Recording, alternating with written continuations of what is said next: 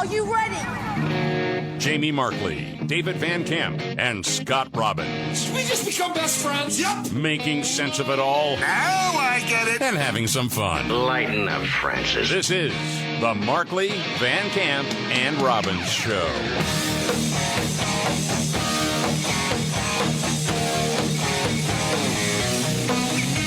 All right, let's do it. The Markley, Van Camp, and Robbins Show. Jamie Markley, David Van Camp, Scott Robbins. As always, a lot of stuff going on. David, where do you want to start today? Goodness. The Supreme Court is hearing a case that could dramatically change how congressional districts are drawn, and, I mean, it could effectively neutralize the Democrat Party. So the case is centered around whether or not a second majority black district should exist in Louisiana. The overall question is whether or not dividing districts by race is legal, whether or not that actually is something that should happen. Now, Janai Nelson is arguing in favor of racial gerrymandering, and she referenced an analysis of voting patterns to make her point, and it's all centered on how white Democrats are racist. What? It was clear that regardless of party, white Democrats were not voting for black candidates, whether they were Democrats or not. And we know that there is such a significant chasm between how black and white voters vote in Louisiana that there's no question that even if there is some correlation between race and party, that race is the driving factor. Holy smokes. Well, that's a new one. I put that one in things I've never heard before. Well, yes. I'll put that in the category of things I've never heard Democrats admit before. Well, you're right. Yeah. Yeah. Right. I mean, there's been whispers, yes. But holy smokes. Well, in my mind, I can't help it. I go back to like 2019 where you had black Democrats that didn't want to vote for black candidates like Cory Booker and Kamala Harris. Yes. Because they were upside down there. That's partly why they had to drop out of the race. But they're saying, yep, our white Democrats are racist, so we have to have this. Yes. Black candidates do not stand a chance in elections if you don't create all black or black majority congressional districts. Man. That's the argument. That is stunning, dude. Yeah. I don't use that word very often. No, but you're right. Wow. Well, to pile on, you had Supreme Court Justice Ketanji Brown. Well, you saw her. Oh, yeah. Ketanji Brown Jackson. Mm-hmm. Yeah. Ketanji Brown, well, you saw her. Right. Comparing black congressional candidates to people with disabilities. What? You're joking. I'm not joking. Congress passed the Americans with Disabilities Act against the backdrop of a world that was generally not accessible to people with disabilities. And so it was discriminatory in effect because these folks were not able to access these buildings. Oh. And it didn't matter whether the person who built the building or the person who owned the building intended for them to be exclusionary. That's irrelevant. Congress said the facilities have to be made equally open to people with disabilities if readily possible. I guess I don't understand why that's not what's happening here. Because our candidates have disabilities because they're black? Hang on, my alarm's going to go off. I'm going to wake up and I got to go to work today. So. Yeah. Holy smokes, man. It is remarkable, isn't it? It really is. Like the argument is literally white Democrats are too racist to vote for black people, and black people are kind of disabled and can't win without cheating. I'm flummoxed by that. I've heard of the racism of lowered expectations before. This is new level. No, yeah. They're special needs, see? And we got to help them out some way. Other people with special needs, they get help. Why not these candidates? Right. The thing is, they're really just saying the quiet part out loud because they act like this a lot of times when you're talking about Democrats saying, well, I mean, you can't have voter ID. There are black people that don't know how to get to the DMV. Yeah. You've heard this before. Or work copy machines. Or it's just, right. Here's the thing. Imagine, if you will, a white member of the Supreme Court saying the exact same thing. Oh, my gosh. God. It's like pigmentation in the skin, same as a wheelchair. Exactly. What? Yeah. Yes. Yeah. My goodness. Wow, it's akin to polio. Yes. And remember, with the voters, you got to take them water because no one knows to bring a bottle of water on a hot day. No. This is just stunning, man. It really is. Okay. Well, more on that a little bit later. Wow. Yeah. Evan, good night, everybody. Gotta go.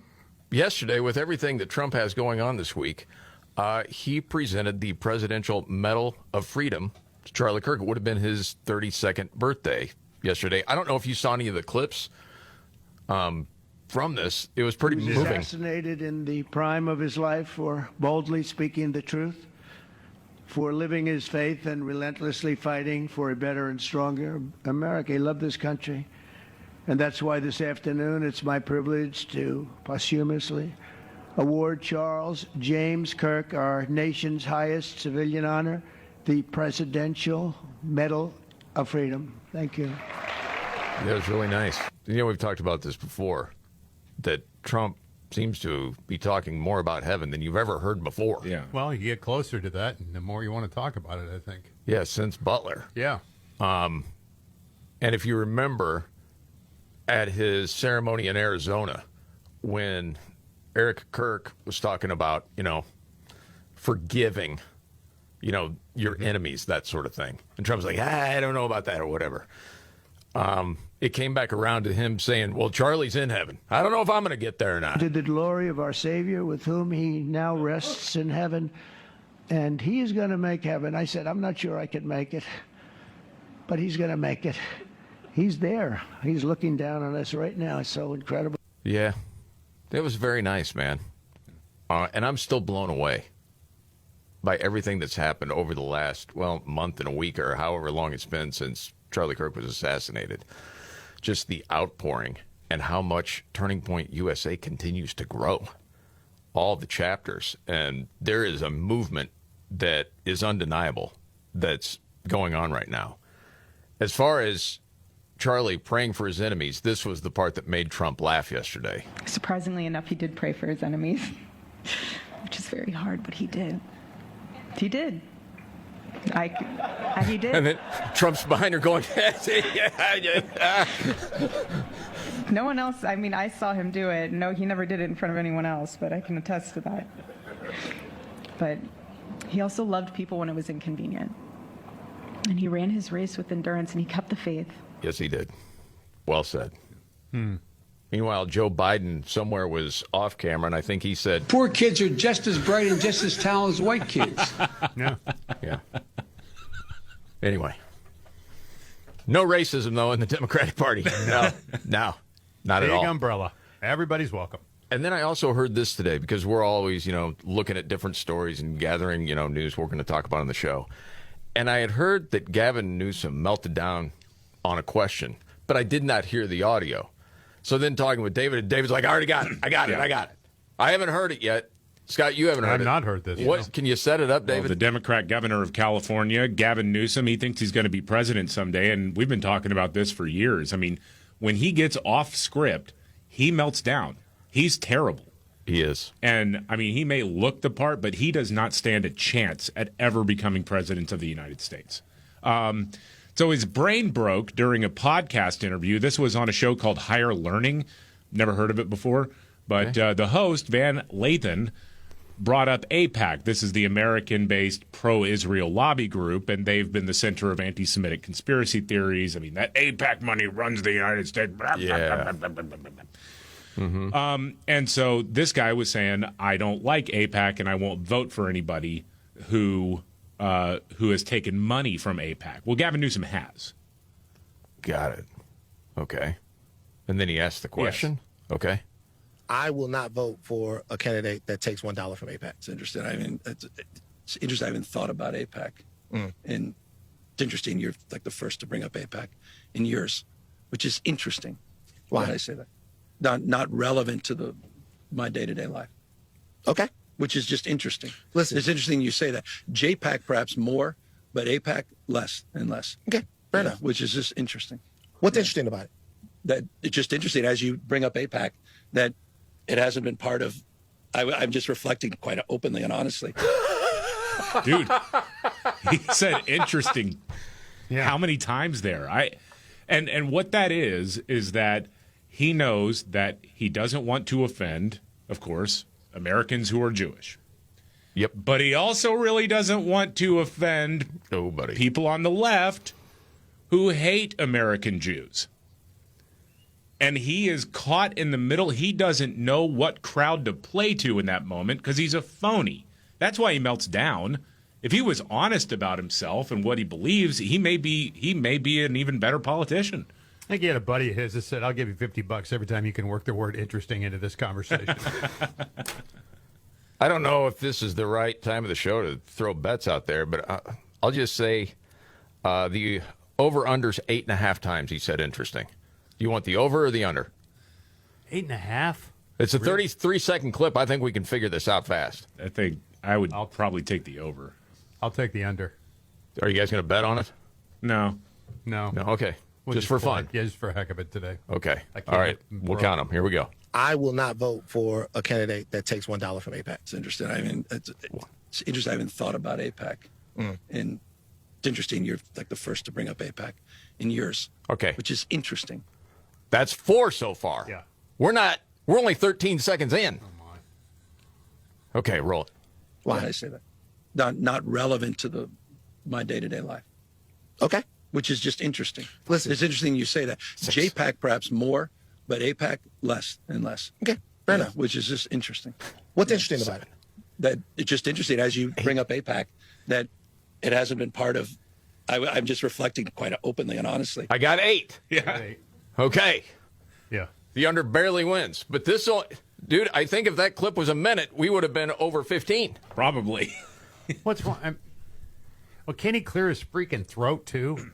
No, that's part of that the was charm. just deer in the headlights. Oh, no. Not APAC. He brought it up. Interesting. Interesting. I don't know how am I supposed to answer questions about the Jews? Oh, no. Interesting. Dude, I think they make some medication that calm you down. Lorazepam that thing or something. All right, got to get to a news update and the 5 stories we're watching today coming up.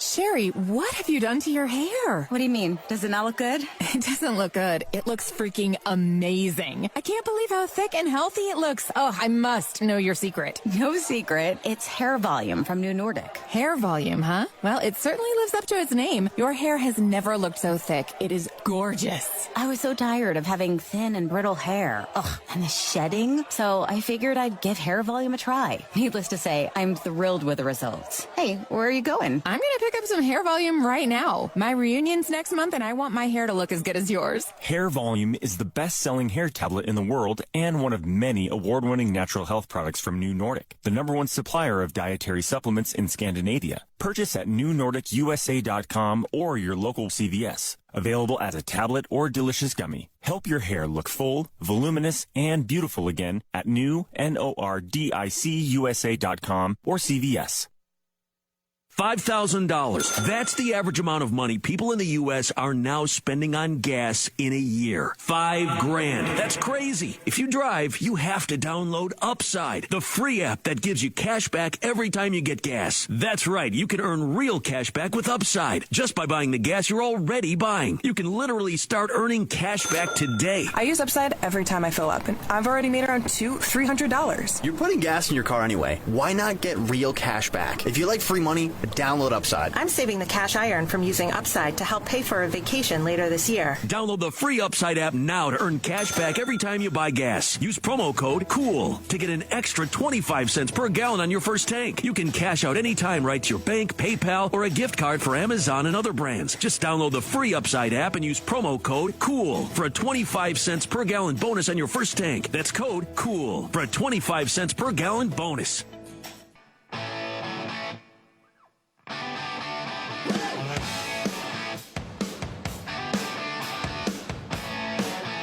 The Markley, Van Camp, and Robbins Show. Jamie Markley, David Van Camp, Scott Robbins, and now the 5 stories we're watching today. 1, 2, 3. Right, number 5. And this will be the number 5 story until the government shutdown ends. Number 5, the government is still shut down because Democrats are big fat crybabies who care about illegal aliens more than U.S. citizens. Yes, they do. Yes. Number 4, Ukrainian President Volodymyr Zelensky is meeting with President Trump on Friday to talk about some weapons. Yeah, no doubt. I know what he has to say. He wants weapons. He would like to have tomahawks. Everyone else wants tomahawks. We have a lot of tomahawks. Tomahawk is a... Do you need any tomahawks in Argentina? Talking to the Argentina president there. You want some? You get a tomahawk. You get a tomahawk. Yes. Got a little pre-Christmas sale going on right now. Number 3, former special counsel Jack Smith, who indicted President Trump and then tried to have a trial in an election year when Trump was the nominee. He says it's ludicrous to think politics played a role in his aggressive tactics. Ludicrous. Yeah. By the way, he said that to Andrew Weissman, who was the top bloodhound on the original Trump-Russia investigation. Can you get lower credibility with a segment on cable news than that? No. Those two guys together? No. Yeah. Number 2, 2 teens who were arrested for the brutal assault of former Doge staffer Edward Korestein, a.k.a. Big Balls, they've been sentenced to probation. Gosh. And there's the problem. Yeah. Man.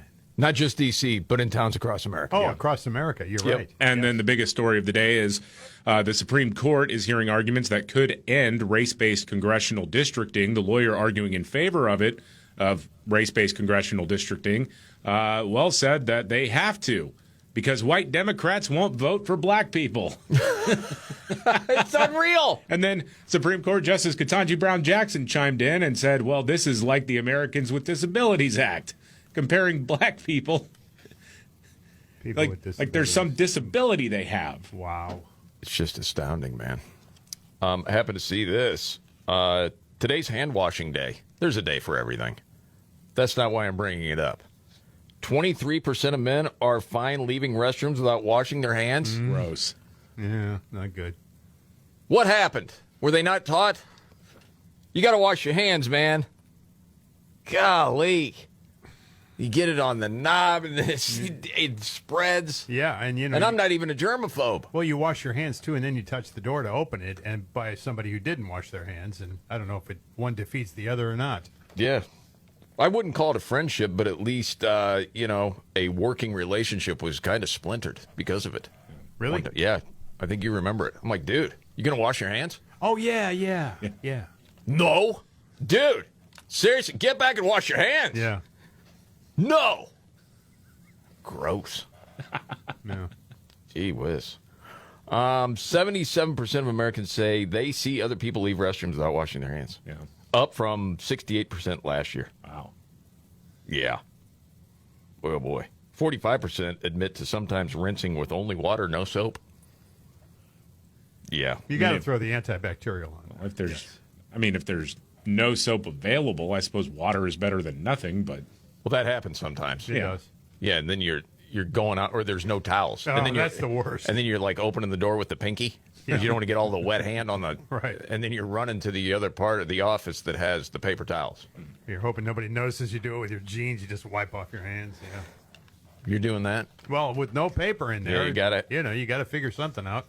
Also saw that 29% of American adults are still afraid of the dark. Would you have guessed that? No. Well, I guess it depends. Yeah. What are you talking about? Like you're all of a sudden in a bad part of town at 2 a.m. and there's no streetlights? Well, that's a different story. Yeah. Well, that's what I'm saying. Yeah. But, I mean, I think they're just getting up in the night to go to the bathroom. Yeah. Like, oh, boy. I'm very afraid right now. You got a nightlight on, right? In the bathroom? Just in case. No, we have one of those now. It's a motion. Yeah, detector. but so you got to have something you can see what Can you imagine if a clown was waiting there? God. See, that's the I'd thing. move. This is the Markley, Van Camp, and Robbins show. Burn the house down. Every bit of it. Just throw gas on it, light it on fire. Walk away. Walk away. Are you still afraid of clowns? I don't like them, no. I'm not Well, I'm alone, not though. asking That's if you like it. Are you other afraid? people. It's just a creepy thing, man. So a little afraid. Big shoes and hair and everything. Yeah, I'm not. I think not in a happy. few minutes I can make you like a clown. Really? I think I can. A good clown story coming up, David? Well, I'll just leave it there. Okay. Oh, gosh. Can't wait. Did you happen to hear Trump yesterday say he'd like to be like Biden? It's hilarious. What does that mean? We'll get to it. And apparently, your boy J.B. Pritzker, Scott, was on Jimmy Kimmel's show. Yeah, good. So we'll get to that and a round of What's Your Story? It's going to be fun coming up.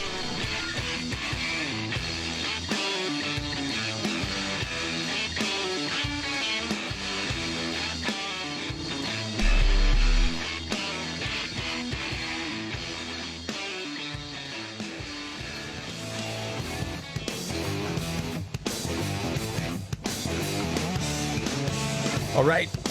The Markley, Van Camp, and Robbins show. I'm Jamie Markley, the Gen Xer. David Van Camp, the millennial, the sexy boomer. That's Scott Robbins. Okay, so Javier Milei from Argentina in town yesterday, and Trump's talking to him. They've got, the whole meeting going on. Trump said something I thought was kind of funny. He said he'd like to visit Argentina, but he's been so busy lately. I'm just a little busy. I'd love to go to Argentina. I'd like to be like Biden. I'd like to go to the beach. My body is a little bit larger than his. I'm not sure it would be appreciated on the beach, but I'm not going to take a chance. You won't see me in a bathing suit.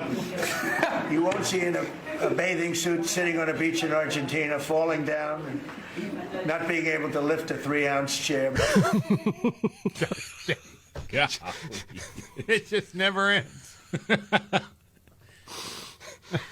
Again, man, you just enjoy the ride with Trump. You had to toss in the 3-ounce chair. He had to. Yeah. I mean, self-deprecating, and then boom, right back to taking the shot at Biden. Right. There it was. But, talking about $20 billion to Argentina to help them out. Yeah. Uh-oh. You know who doesn't like that? Chuck Schumer. Uh-oh. The overwhelming majority of Americans say we need help with our health care, and they're busy spending $20 billion because Trump seems to really like the leader of Argentina. Yeah, that was part of Good Morning America, their coverage of that today. Only Chuck knew his name. You saying he forgot it? Oh, of course he did. Yes. And then the end of the report, I think you'll get a kick out of this because we're getting political commentary now from Michael Strahan. Oh, really? Yeah, I thought so. Oh, no. Are you ready? Are you serious? Yes, I am serious. The Department of Defense says they have now redirected about $8 billion to make sure that our military troops receive a paycheck today. But there's still so many federal workers and contractors who are going without pay as this shutdown continues to drag on, Michael. Yeah, it goes a little against that America First agenda. Oh. Well, Michael, what's going on, man? I understand the knee-jerk reaction, but it is a loan. It's yes. Not, I mean, what they're talking about is a loan to help prop up the peso in Argentina in order to undercut China's efforts to get them trading Chinese currency. But what about America First? But that is America First. Okay. Yeah, it goes a little against that America First agenda. Oh, I'm sorry. Sorry, Mr. Strahan. Yes. And then there's another concern out there. Another drug boat got sank. Uh-oh. Uh-oh. There, Rachel. And Rachel, the president announcing another deadly U.S. attack on a boat off the coast of Venezuela, and this is raising more questions. Yes, Michael, and this will certainly raise tensions in the region. The president announcing on social media that the United States carried out another deadly strike on an alleged drug boat off the coast of Venezuela. The president says that 6 people on board died. This is the 5th strike that the United States has now carried out, and we are getting reaction this morning from Venezuela, who is calling this a pure violation of international rights by the U.S., Michael. Oh, no. Yeah. Glad I diversified in Evan Rudin Motors. That stock is climbing. Yes. again, man, I look at some of the things the Democrats are fighting against and media along with them, and it's the drug boats. Yes. We need those drugs coming into the country. Dude, when a majority of Democrats, per the most recent polling I've seen, it's like 57 or 60%, somewhere in that range. Yeah. Support it. Yeah, blow them out of the water. I know. No, this is terrible. Venezuela's not happy. So what? Norms. I know. The drug boat. Blowing up again. Okay. Let's get to Robin's boy, J.B. Pritzker, David. Yeah, well, apparently Illinois Governor J.B. Pritzker did a bit on Jimmy Kimmel's show. This was actually a few days ago. Jimmy Kimmel's pretty much irrelevant now, so I didn't see it when it happened. Well, they were talking about crime in Chicago. Okay. We also got a very special report filed by J.B. Pritzker, the governor of Illinois. This is J.B. Pritzker reporting from war-torn Chicago. As you can see, there's utter mayhem and chaos on the ground. It's quite disturbing. The Milwaukee Brewers have come in to attack our Chicago Cubs. We've seen people being forced to eat hot dogs with ketchup on them. And our deep dish pizza, has gone shallow. So it's a challenge to survive here in the city of Chicago, but there's no hellscape that I'd rather be in. Well, thank you, Governor. So he's also, just to paint the picture, he's standing near one of the bridges on the river. Okay. And he's got like a vest on, like it's supposed to be a bulletproof vest. By the way, it barely covers his belly button because he's rather rotund. Not good. It's not a great look there. However, is that the river where they found all the cars? Yeah. That one. Yeah, you had that story a while back, David. Crazy. Anyway, go ahead. And I decided, as J.B. Pritzker's out there saying they don't have any issues, all is well, I just decided to do a little montage of the top headlines from the news in Chicago. Okay. A chase and car crash involving federal agents sparked a protest and a chaotic chain of events. 32-year-old Malcolm Wilson is accused in the beating death of a 76-year-old man. He's accused of doing so at a CTA bus shelter. A car with two illegal immigrants rammed their car into a Border Patrol vehicle. Reports into the newsroom suggest this ambulance was stolen. Dang. Stealing the ambulance. Stealing the ambulance. You got people ramming Border Patrol things, but hey, JB's by the river and he's just having a good time. Yeah. He's despicable. Yes. I mean, he really is despicable. You're doing comedy bits on a low-rated television show. Yes. About how safe it is in your city, knowing full well you're lying. You're lying. There is no way you don't know that you're lying. You know you're lying, and you don't care. Dude, he's been doing that for so long, I think you become immune. Yeah. You just get used to it. Think, my God, man. Go ahead. Maybe Jimmy should go out in the South End and let him do a live shot there about 11:30. I'd tune into that. I sure as hell would, too. Yeah. All right, it's that time of the show. We go around the table. It may not be the biggest story out there, but it caught your attention. David, today, what's your story? I talked about this a couple of weeks ago. The Trump administration has cracked down on loopholes being exploited in the trucking industry, and many Democrat-run states are exploiting this as well. And now they're requiring that only legal permanent residents or citizens get commercial licenses. If you're here seeking asylum, no, you can't get one of those. If you're here illegally, no, you can't get one of those. Right. The San Francisco ABC station talked to one guy from India who's been here 10 years and still can't speak English, was not able to renew his CDL, and he's bummed out about it. Okay. Last week, Vivek Sharma went to the DMV to renew his trucking license, but he was denied. The problem? New rules surrounding the process. As he explains in Hindi, only green card holders and U.S. citizens can get their commercial driver's license renewed. Sharma's been in the U.S. legally for the past 10 years, seeking political asylum. When asked what comes next, he says he's worried. Trucking paid well. The sudden stop in income means he won't have money to send back to his family in India. Now he will have to start over. Oh, no. Yeah. Okay. I'm trying to have a heart here. And I had this conversation with somebody the other day. It was frustrating. Because my point was, how can it be that you really want to be a part of this country? And if you've been here, and in this conversation, it was 5 years, and you've made no attempt to speak English. Yeah. Well, English isn't the official language of the United States. Okay. What? It's only used in government and business, and that's the way people communicate. And you really want to be here. I'm like, listen, if I was like, Japan's the promised land, and I'm going to go there, but I can't speak the language, aren't you going to do everything possible to try to learn the language? Oh, most governments. I mean, most places you're forced to. But I'm just... Yeah, you got to learn the language, But wouldn't you try, Yeah, even of if you course weren't forced? Yeah. That's the part that I don't understand. And then someone will look at you like, you're just expecting too much. We should accommodate. Heck no. That doesn't make any sense. How does he ever order at Buc-ee's?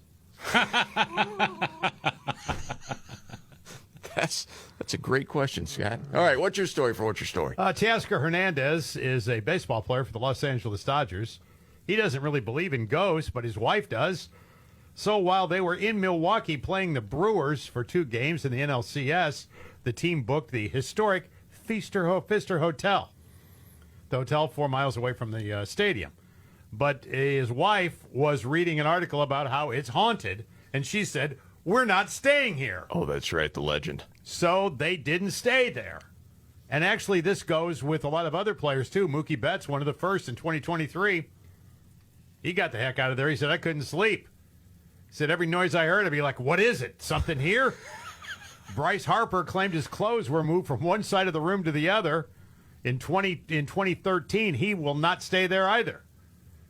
So the spooky vibe has certainly not benefited the Brewers, not the Dodgers, because a couple of their players said they're not going to stay there overnight. It's interesting that it has that lore that gets out there. And like Teoscar Hernandez said, I don't believe in it, but she does. Yeah. Happy wife, happy life here. I got to get the hell out of here. Yeah. You've heard this at a couple of different places, like hotels and cities. There's one in Oklahoma City. Yeah. It's known for there's something going on in there. People don't want to stay. Yeah. When they're traveling there. I thought it was interesting that ball players are moving out of the Pfister. They won't stay there.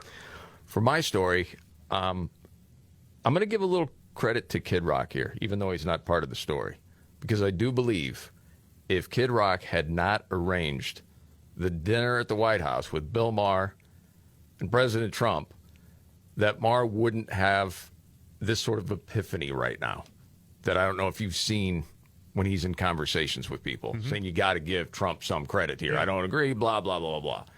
William H. Macy is the guest. And this was Maher's take after everything that went down in the Middle East. Have the humility to give it up for enormous success on any level. I agree. Trump, not my choice, didn't vote for him, but a lot of people did. And he's... I can't deny the success. I can't either. There's growth. Nice. I'm not saying we're coming together because that's not happening. But there's progress. Hey, Jerry Lundegaard likes him.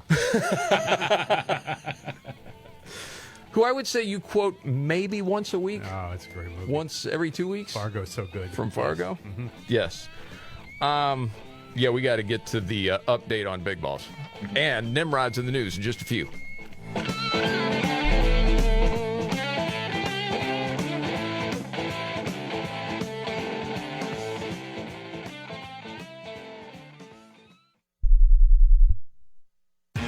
Pure opportunity is what Michigan is all about.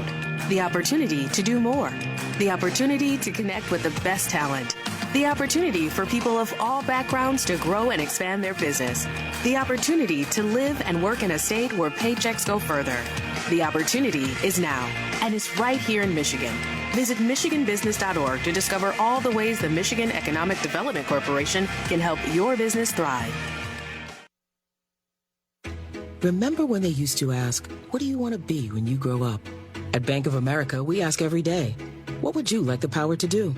When you work here, you help build businesses, inspire communities, and forge legacies. And now we've raised our U.S. minimum wage to $25 an hour. So the opportunity to do more also comes with competitive pay. Learn more at bankofamerica.com/25. Bank of America, proud to be an equal opportunity employer. Attention. Have you racked up $10,000 or more in credit card debt? Are you barely getting by making minimum payments? With credit card debt reaching all-time highs, National Debt Relief is notifying consumers about significant debt relief options currently being made available to help those with overwhelming credit card debt. These options may reduce a large portion of credit card debt for those who qualify. You don't need to declare bankruptcy or take out a consolidation loan, and you may only have to pay back a fraction of what you owe, even if you have bad credit. National Debt Relief has already reduced the credit card debt for more than 550,000 consumers. So don't wait. If you owe $10, $20, or even $100,000 in credit card debt, you can now take advantage of this financial debt relief as the cost of living continues to skyrocket. To check what debt reduction you may qualify for, call 800-518-4477. That's 800-518-4477. Again, that's 800-518-4477.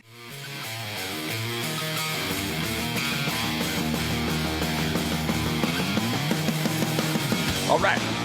The Markley, Van Camp, and Robbins Show. Jamie Markley, David Van Camp, Scott Robbins. All right, we got football, we got baseball, we got basketball. Man, a lot of stuff going on at Prize Picks. It is making this sports season even more fun. On Prize Picks, whether you're a football fan, basketball fan, baseball fan, it always feels good to be right. And right now, users get $50 instantly in lineups when you play your first $5. The app is simple to use. Just pick 2 or more players. You pick more or less on their stat projections, anything from touchdowns to threes to home runs. And if you're right, you could win. Mix and match players from all the sports and do it all season long on Prize Picks. It's available in 40-plus states, including California, Texas, Florida, and Georgia. Most importantly, all transactions on the app are fast, safe, and secure. Download the Prize Picks app today. Use code MVCR to get $50 in lineups after you play your first $5. That's code MVCR. $50 in lineups after you play your first $5 lineup. Prize Picks. It's good to be right. Must be present in certain states. Visit PrizePicks.com for restrictions and details. David, you have a Big Balls update? I do. This is the former Doge staffer, whose actual name is Edward Korestein. Remember, he got violently, just brutally assaulted. Yes. Early morning hours, he's out with a lady friend, and some teenagers come up, and they try to steal from him, and he fights back, and he gets whooped. He got his butt kicked. Yeah. He got the young lady in the car, locked the doors, and then, took the beating. Yeah.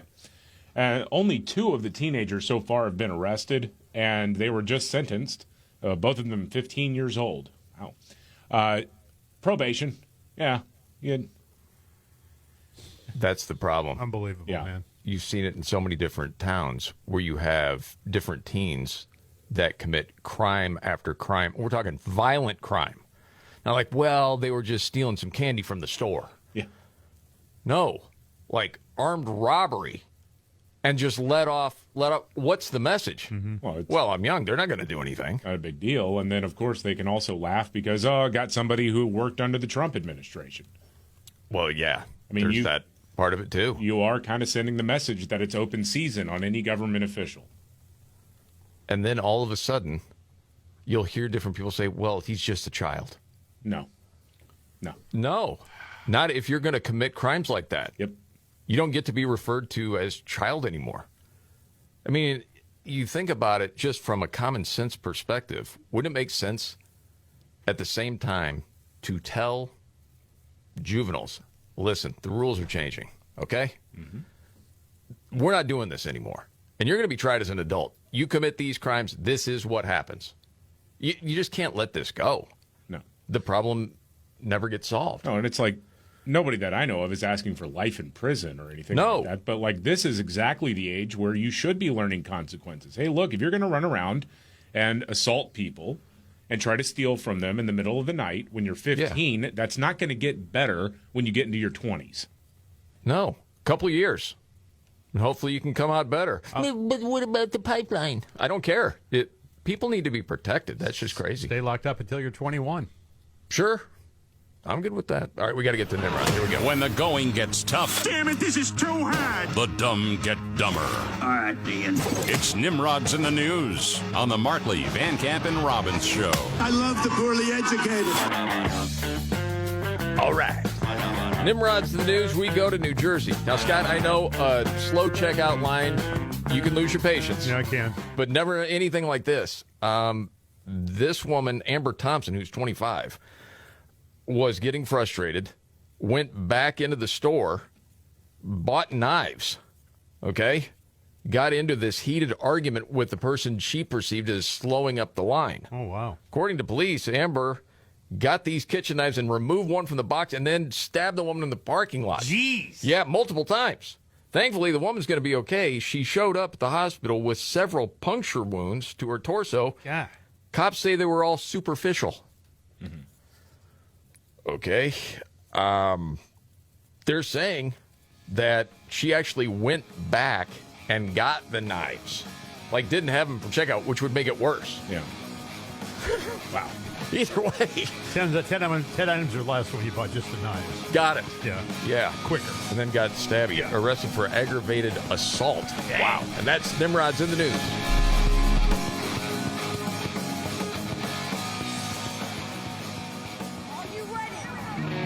Jamie Markley, David Van Camp, and Scott Robbins. Did we just become best friends? Yep. Making sense of it all. Now I get it. And having some fun. Lighten up, Francis. This is the Markley, Van Camp, and Robbins Show.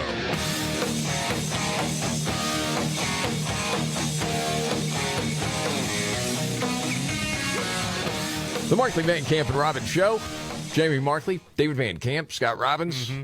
You know, a lot of people have admitted Trump did something no one thought could be done with the peace deal in the Middle East. Certainly did. But Jimmy Kimmel even mentioned it. I don't know if you heard that or not. What a day for Donald Trump. You know what? He finally did something positive today, and I want to give him credit for it because I know he's not the type to take credit for himself. Well, he'll take the shot, but at least he said he did something good. Like one time he did something, please. Yeah. I think Colbert did the same thing, didn't he? Did he? I'm pretty sure he did. I missed that one. Yes. No, he did. Roll it. Credit where credit is due. Donald Trump did something good. It's kind of surprising to see him do something good. What? So it's sort of a backhanded compliment. Sure. Then, yeah. Mm-hmm. But honestly, even to say he did something good. Yeah. Well, okay. At least take that. Now, all that being said, and everyone would like to see peace. If we're to be honest, okay, I didn't want to be negative Ned the other day, but do you see this peace lasting long term? Well, I mean, I was saying it on Monday, you know, never underestimate Hamas's ability to mess it all up. Yes. Because they are a bloodthirsty, genocidal death cult. And they always mess around. They didn't return the bodies that they said they were going to return. They're returning the wrong bodies. And now, does anyone believe that was just a mistake? No. No. I mean, when they were carting around the coffin of a baby that they kidnapped on their way to surrendering the body, I mean, they're monsters, man. And now they're engaged in this turf war with other tribal and other terrorist organizations. I mean, it's just a mess. And if Hamas is allowed to stay in power, it's just going to go back to the same, unfortunately. But I think the one silver lining with this agreement is that they have much less material support, it seems, from nations like Qatar and nations like Iran. Yeah, I think that is true. It was crazy to me to see on CNN this Washington Post reporter telling Breonna Keeler that these lower-level terrorists should be able to stay. And I was watching this going, you've got to be kidding me. Is this guy really saying what I think he's saying? His name is Shadi, I want to pronounce this right, Hamid. Okay. Oh, yeah, Shadi Hamid, sure. You know Shadi. Yeah, old Shadi. Yeah. Yeah. Just listen to this, and I want to get your reaction. How do you disarm Hamas? And that is not yet quite clear how that's to be worked out.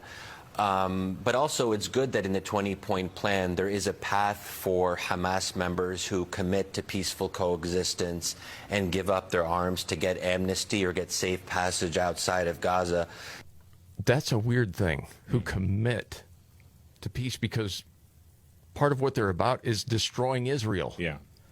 I can't imagine that going away, but anyway. Because at the end of the day, there still will be a significant Hamas presence, so you can't just pretend they don't exist and you can't eradicate every single member of Hamas, nor should you. That would just be, and that didn't even happen. Not that I like this comparison too much, but when you say nor should you, your case for that is what? I mean, you shouldn't kill like low-level members of Hamas, people who were not implicated in October 7th. October 7th was done by a small group of senior military commanders. Israel should... See? Okay. I mean, that's a bold claim right there. Isn't it? That's a lie, but... It is totally a lie. But these lower level, basically, I'll play you the rest of the clip. To me, this is what the guy is saying. You got to let them get a chance to regroup and do it again. Right. Because that's what they really believe, and that never goes away with these people. Hamas is a popular movement, and there has to be some way to bring in the low-level members into the political process, because you don't want them to play spoiler. If they feel like they have no path forward, if they feel, you don't want them to go back to arms again or to find ways. This is absolute freaking nonsense. This is either somebody who inwardly and somewhat outwardly supports Hamas, absolutely, or is under the typical liberal delusion that you can make the world the way you want it to be instead of reacting to the way it is. Yeah, and no, I don't think that's the case. No, I think he's pro-Hamas. But I had to guess, kind of undermine the path towards a kind of peaceful settlement. And even if you take the example of denazification, low and mid-level members of the Nazi Party were reintegrated into German society. It's not as if everyone was imprisoned or executed, because you can't do that at such a large scale. If you're talking about a movement that has tens of thousands of people and many more sympathizers, you have to find a way to bring people into the process and integrate them. You don't, actually, because when he's talking about that, as far as reintegrating the Nazis or people that were part of that, you no longer were able to practice Nazi stuff. Right. This is different. Yeah, you didn't have a seat at the political table, really. No. Post-Nazi Germany, post-war Germany. I mean, that's just rewriting a little bit of history there. Now, I think if you're saying, okay, do you just go in and execute everyone who waved a Hamas flag, I don't think that's feasible. Not saying that, I think you're right. Or like the 16-year-old who's been brainwashed into being quote-unquote part of Hamas, but that was because Hamas was the one giving him food. Mm-hmm. I mean, I can understand trying to say, but you don't get to be Hamas anymore. That's the thing. No. Like, there is no group called Hamas anymore. Yeah. You can't believe it, can you, Scott? Well, no, I mean, I just think there's it's like a Major League Baseball. Hamas has the A team, the AA team, AAA, and then you get to go full on Hamas. Right. Just because you hadn't made it to the majors yet doesn't mean you don't believe the same crap. Yeah, you're used to cutting off fingers, not heads yet. So you got to work your way up. Yeah. Yeah, exactly. It's a difference between high 80s fastball and 100 mile an hour. Yeah. Right. Exactly. Yeah, the guy has trouble with the curve. Yeah. Actually chopping a head off. Yeah. But he'll get there. Just needs a lot of work. You're blowing up bicycles and you move on to small cars and then luxury cars, and then you eventually get to trucks. Yeah. Man, oh man. Mm-hmm. And buildings. Mm-hmm. David, you have a clip of a Democrat saying we are in an authoritarian takeover. Who's that? Oh, that would be Democrat Senator Chris Murphy. This guy. Oh, this dude. We need to tone down the rhetoric. However, Trump's a Nazi. He went on MSNBC and no joke said that the upcoming No Kings rally, I guess it's going to be in a couple of days or this weekend or something. He's like, this is what we need to save America. A bunch of boomers singing Woody Guthrie songs or something. I don't know. Yeah, dude. Well, listen, I mean, we are not on the verge of an authoritarian takeover. We're in the middle of it. Now, It's not too late. We haven't lost our democracy. But, we sometimes like to think of the first term Donald Trump, the bumbling White House that didn't seem to have any theory of the case from day to day. This is a very different White House. But no. I'm sorry to interrupt, David. Which network was this on? MSNBC, did you say? Yes, MSNBC. Do you know who the host was? It doesn't matter, I don't remember.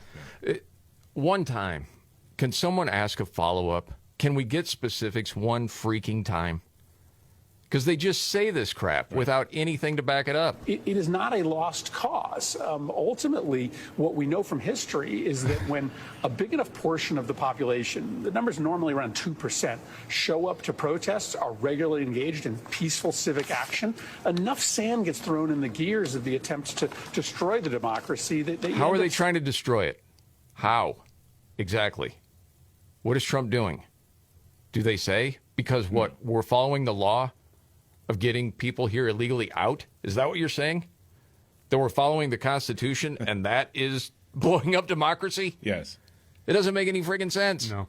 So we have an opportunity in these elections this November to send a signal. We have an opportunity through the protests on October 18th to show the country and the world that we aren't lying down. So this is a serious moment.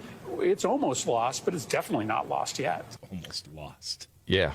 It's a chance for old boomers to get together, and they're probably going to sing. Oh, my goodness. Oh, gosh, no. We'll fight Elon Musk. Oh, gosh. Oh, no. Well, the little kids are saying, we don't have to go to Grandma's this weekend, do we? Oh, no, she's out singing again. Which side are you on? Is Grandma going to ask us about Trump again? Oh, gosh. I just want my Halloween candy, you old bat. Shut it. Gosh. Yeah, I got it. We will overcome. Oh, stop. So that's what that never stops. It's one after another. Man. Oh, no boy. kings. Yeah, no kings. Follow the money. Yas Queen. Yas Queen, no king. That's your favorite right there. My favorite, yeah. Oh, yeah. Jasmine Crockett, you got to hear this audio and the 5 stories we're watching today coming up.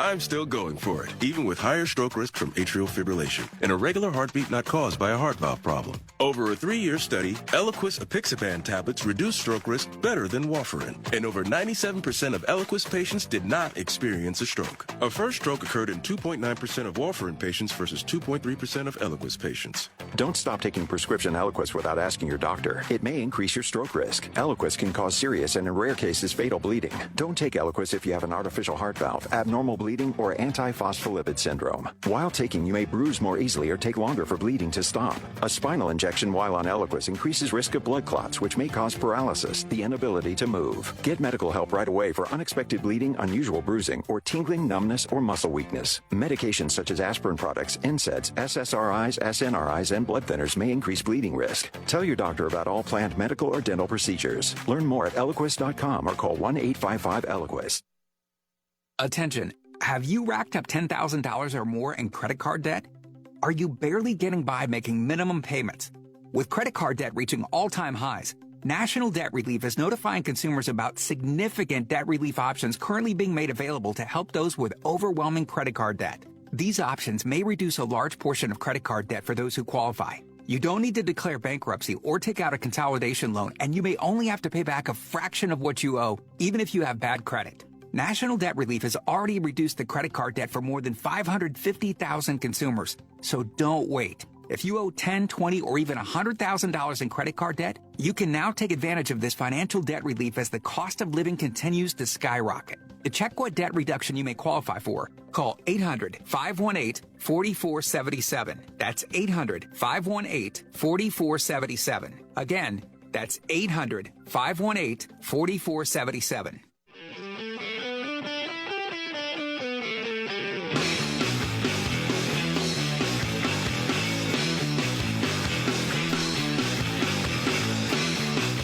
The Markley, Van Camp, and Robbins Show. Jamie Markley, David Van Camp, Scott Robbins, and now the 5 stories we're watching today. 1, 2, 3, 4, 5. Oh, boy. All right, number 5. I have a little bit of an addendum to this one on number 5. The government is still shut down because Democrats are big fat crybabies who care about illegal aliens more than U.S. citizens. Now, the president has made the announcement that he's using tariff revenue to keep the troops paid and to fund the Women, Infants, and Children program, the WIC program. right? Saying, okay, we'll try to keep this thing going during the Democrat shutdown.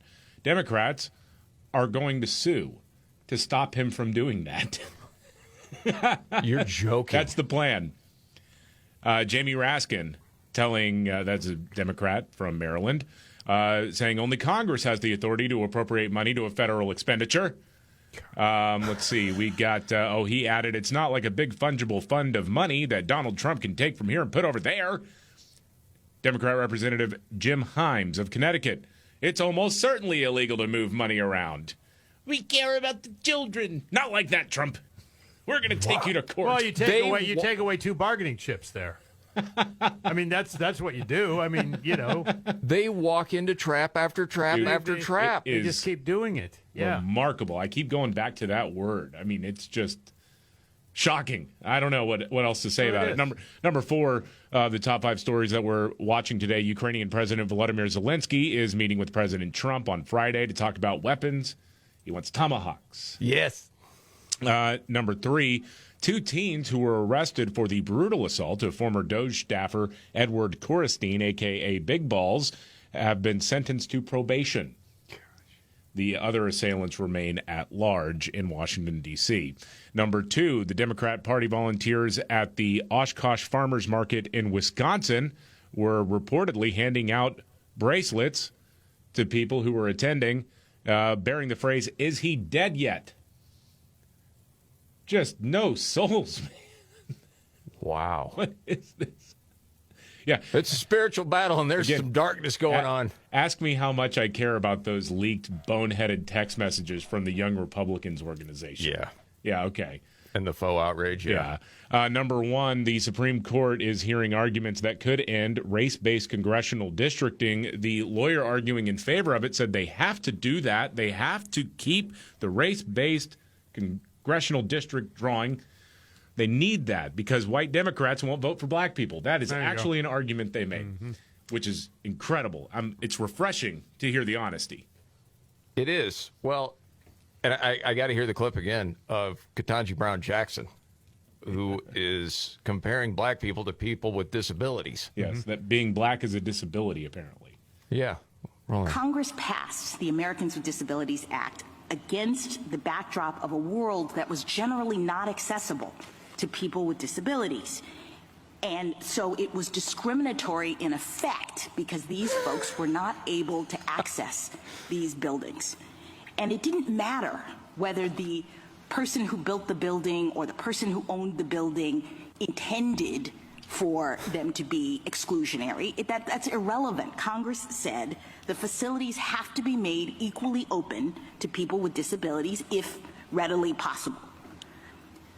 I guess I don't understand why that's not what's happening here. Well, she doesn't understand it, which again proves she's the first DEI justice. Yeah, exactly. Those are the top 5 stories that we are watching today. You can save on the perfect gift that keeps on giving by visiting auraframes.com. For a limited time, listeners to this show can get $20 off their best-selling Carver matte frame with code MVCR. That's auraframes.com, promo code MVCR.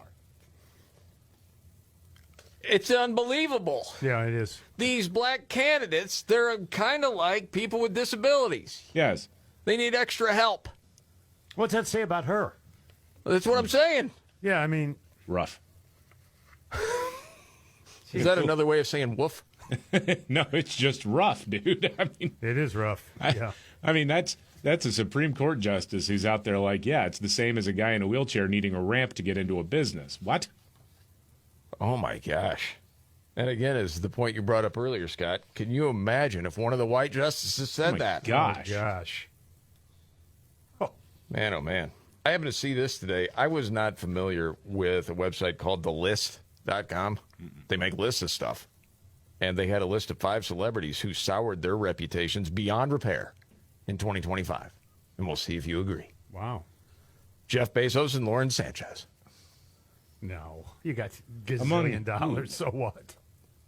Yeah, I thought the same thing. Yeah. What people think worse of them. Yeah, but see, this is very left thinking. Yeah. Okay?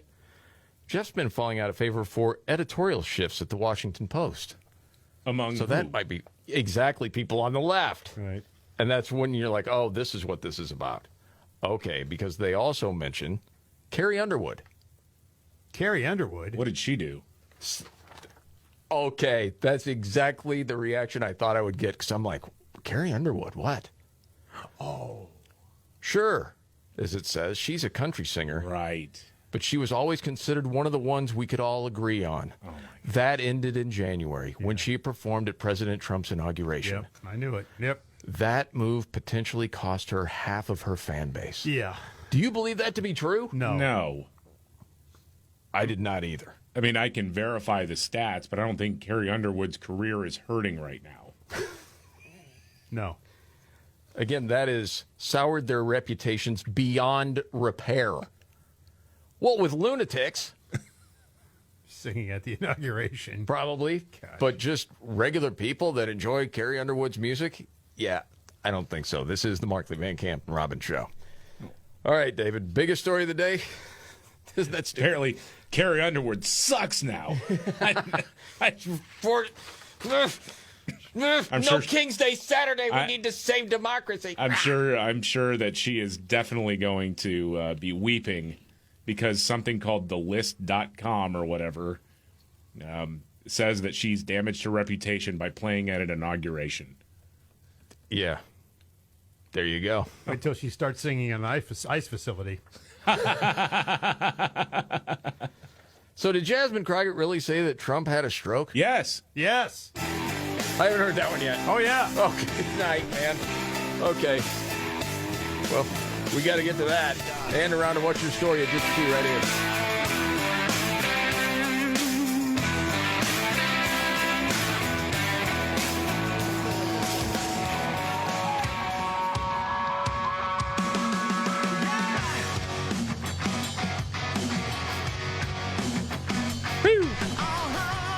The Markley, Van Camp, and Robbins Show.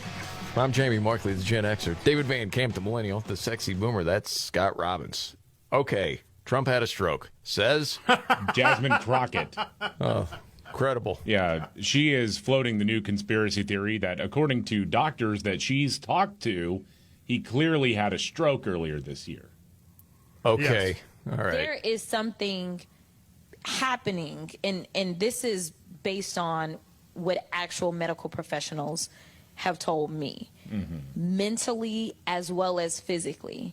And then after they put out their report of his most recent physical, it has only led those on the medicinal side to think for sure that he had a stroke. There are people that are theorizing because I think within 4 to 6 weeks of one of these incidents, you have to go in and you have to get imaging and things like that, which is something they can't do at the White House, which would require them to get him over to Walter Reed. So we are asking the serious probing questions because mental as well as physical fitness are things that the American people are supposed to be made aware of when you are serving at the helm. So as Mental much as fitness. I make fun of cankles,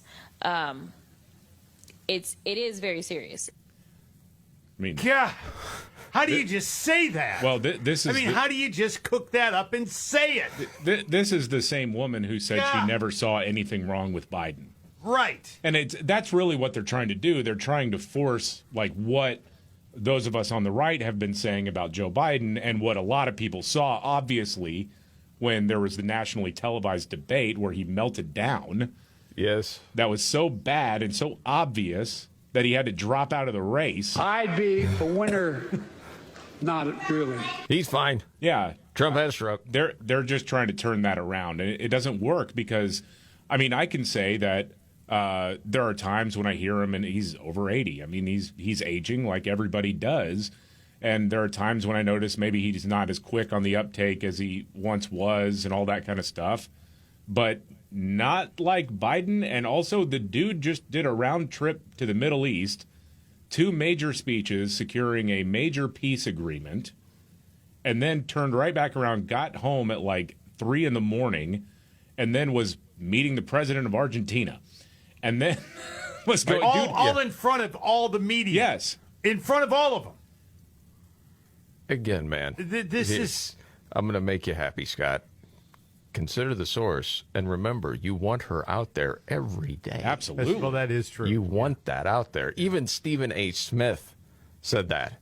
He's like out of his mind about Jasmine Crockett right now. You literally have senators and congressional figures on Capitol Hill on the side of the Republicans telling the networks, whether it's Fox News, News Nation, or anybody else, please, please, please put her front and center on camera.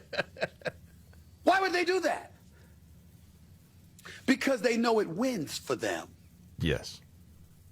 Yeah, if she's the face of the Democratic Party. Oh, dude. Well, that's why Trump has said it multiple times. Yeah, Jasmine Crockett, she's the face of the Democrat Party. Yes. Yeah. Well, and then, I don't know, after Stephen A. Smith says that, remember Tiffany Cross? She used to be on MSNBC. She got fired. Racist. Huge racist. Oh, yeah. Huge. Well, she doesn't understand how black men watch Stephen A. Smith because he's a half-wit, see? If you listen to Stephen A. Smith and you find anything other than some absolute, pure, self-hating, little energy nonsense from that half-witted idiot basking in the non-existent rays of his own ignorance, it is sad to me that he even gets an audience of black men. Why aren't black men right now saying, F Stephen A. Smith? Maybe you should try to answer that question by talking to some black men. They're not going to do that if they disagree with her. Mm-hmm. Then they're the new blackface of white supremacy. Did she call him Little D? Yes. Oh, my. Energy. Yeah. Never heard that one before. Stephen A. went on X and then dropped Trow and said, yeah, feast your eyes. No, I made that up. Have a good look at this. Oh, I'm joking. That's just, let him fight. Well, It's entertaining to me. I read that they tried to reach him for comment. He had no comment. He will at some point, I'm sure. But, on that? Yeah. Oh, well, yes. Okay, who's got the bigger platform, Tiffany Cross or Stephen A. Smith? No. Exactly. He doesn't need to address it. That is very true. All right, it's that time. Let's go around the table. It may not be the biggest story out there, but it caught your attention. David, what's your story here? This is just a remarkable piece of audio from a hearing in the state of Minnesota. So in Minnesota, Governor Tim Walz, Mr. Jazz Hands himself, signed legislation a while back allowing illegal aliens to get driver's licenses. And those driver's licenses, admittedly, could be used to get and cast a ballot in elections. Oh, it's a right-wing conspiracy. No, well, see, here's the thing. So I'll just try to set it up best I can here and whittle down some of it. Basically, if you go in before the election and you try to register to vote and you only have the driver's license but they can't verify your Social Security number, they'll mark you down as incomplete. However, if you show up to vote and you show it, your ID, that can be used to cast a ballot. And so now we jump in to the questioning. It's Elections Director Paul Linnell facing questions from Republican State Representative Patty Anderson. Okay. Roll it. So if someone comes in, they register, they have the driver's license, but they have an incorrect social or no social or whatever. So then they become incomplete. But if they walk in to vote with their driver's license, does that make them all of a sudden now okay? Mr. Linnell. Madam Chair, so the designation on the roster for someone whose registration had been incomplete, if they present the election judge with that acceptable identification document, that would clear the challenge from the roster and they would be permitted to cast a ballot. Whoa! Mr. Anderson? Well, okay, there's your problem, potentially. So, thank you. So just to clarify, someone who is not a citizen but presents a driver's license at that point in the process could be permitted to vote. Madam Chair, at the time of registration, as well as at the time of submitting a ballot, every voter is signing the attestation affirming their eligibility to vote, including that they meet all eligibility requirements, that they are a U.S. citizen. They promise. You can trust them. I mean, they came in illegally, but outside of that, you can trust them. Yeah. Of course. That was it the University of Michigan where they ran into something like this? I can't remember now. There was a polling location where a couple of foreign students actually were able to vote because people were like, yeah, we can register you on the day of the election. And they actually voted. Yes. And elections officials in the state acknowledged that they voted illegally. But you can't claw back the ballot because how do you prove it was the ballot that was cast by that person? Exactly. This just reminds me another one of those from the left where first you say, hey, illegals are voting. That is a right-wing conspiracy. It doesn't happen. No, here's the proof. Okay, it's rare that it happens. Yeah. And then you give more evidence. Oh, what? Yes, it's happening, and it should happen. Right. The appropriate number is 0. Exactly. That's it. And if you, it's like, to me, why do you even make it possible for somebody outside of an Ocean's 11 style crew to vote illegally? Why? Like, so if you show up to register on election day, you need to have either a photo ID with your current address, and then a document with a current name and address. And that's pretty much it. You don't have to, they're not going to verify whether or not you're here legally, whether or not you're a citizen. You got the driver's license, you can cast your ballot. But David, you are signing a document that means nothing in the end. To answer your question, why, is because that's exactly what Democrats want to happen. Yeah, if you make it possible, then you want to cheat. That's it. They want illegals to vote. That's what they want. It's a huge voting block. They can't just give it up. Well, no, that's why we had millions pouring in. That was part of the reason. Right. Oh, but that's racist to say that. We all know it. I like the acceptable number, though. You're right. Small numbers, like the people who overtook, apartment complexes. Yeah, small. Yeah. All right, Scotty, what do you got for what's your story? My story revolves around everybody trying to take credit for the Middle East peace deal. And one of those people was Elizabeth Warren. For 2 excruciating years, she said, I have called for the return of hostages brutally kidnapped on October the 7th and held in Gaza. So it's now a good day. Surviving Israeli hostages are finally home and reunited with the loved ones. I'm thinking of them and their families on this joyful day, Elizabeth said. J.D. Vance decided I'm going to answer that. He said, well, the president told me he did this on Indigenous Peoples Day in honor of you. Oh, gosh. So good. So good. What does she think? It's like the book The Secret? You can just visualize it? I've been calling for the release.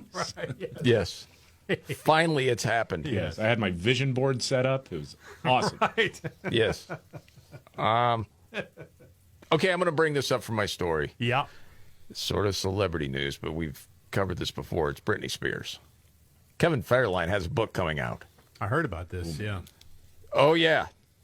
Now, he was married to her, Yes. Father of the 2 kids. He was husband number 1. So, if you go back with the whole conservatorship, wondered, maybe the dad was just looking out for his daughter, maybe. I think you made that point. Yeah. I think he's the good guy in the story. Well, Kevin Federline is saying the truth is the situation with Britney feels like it's racing towards something irreversible. It's becoming impossible to pretend everything's okay. From where I sit, the clock's ticking, and we're getting close to the 11th hour. Something bad is going to happen if things don't change, and my biggest fear is that our sons will be left holding the pieces. Boy. Okay. So part of the book, this is when it gets nutty. Kevin claims the kids, the boys, were afraid to spend time with their mom because of her erratic behavior. This is the quote.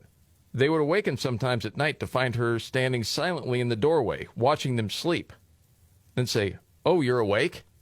with a knife in her hand. Oh, my gosh.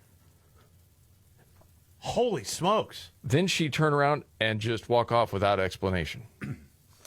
And supposedly that happened more than once. Doesn't that sound crazy? Man. I know people could say, hey, that guy's got a book to sell. He's just looking for attention. That's possible. But with all of the video that you've seen her release, you can tell something's not right. Well, and also, he's already won the game of life. I made this point before, man, because the child support payments that he was getting from her, I guess technically from her dad, the guy made millions off of child support, got to have his kids with him full time, and he got to hook up with Britney Spears in her prime. That dude won. A rep for Britney says, with news from Kevin's book breaking, once again, he and others are profiting off her, and sadly, it comes after child support has ended with Kevin. All she cares about are her kids and their well-being during this sensationalism. So the book's coming out next week. She's dancing loopy in her living room, filming it for the world to see. Occasionally with knives. With knives, yes! The thing is, I have a hard time with the Kevin one. Did you ever hear any of that album he put out? Well, it doesn't matter. Who cares? Still, you got to sleep at night knowing that's yours. Just saying. All right, we got to get to a news update, and Nimrod's in the news in just a few.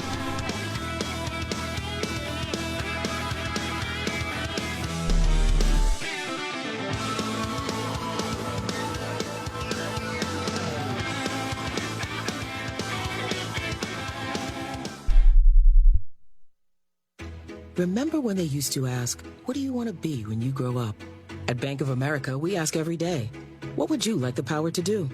When you work here, you help build businesses, inspire communities, and forge legacies. And now we've raised our U.S. minimum wage to $25 an hour. So the opportunity to do more also comes with competitive pay. Learn more at bankofamerica.com/25. Bank of America, proud to be an equal opportunity employer. Oh no, stomach issues again? Stomach issues? Who are you? Your pancreas. I could be the real reason for your diarrhea, gas, bloating, stomach pain, or loose oily stools. I thought it was my stomach. People often do, but any of these symptoms could mean having a condition called exocrine pancreatic insufficiency, or EPI. With EPI, the pancreas doesn't release enough enzymes to break down food, but EPI is manageable. Use the symptom checker on identifyepi.com and speak with your doctor. That's identifyepi.com. Sponsored by AbbVie. $5,000. That's the average amount of money people in the U.S. are now spending on gas in a year. $5,000. That's crazy. If you drive, you have to download Upside, the free app that gives you cash back every time you get gas. That's right. You can earn real cash back with Upside just by buying the gas you're already buying. You can literally start earning cash back today. I use Upside every time I fill up, and I've already made around $300. You're putting gas in your car anyway. Why not get real cash back? If you like free money, download Upside. I'm saving the cash I earn from using Upside to help pay for a vacation later this year. Download the free Upside app now to earn cash back every time you buy gas. Use promo code COOL to get an extra 25 cents per gallon on your first tank. You can cash out anytime right to your bank, PayPal, or a gift card for Amazon and other brands. Just download the free Upside app and use promo code COOL for a 25 cents per gallon bonus on your first tank. That's code COOL for a 25 cents per gallon bonus.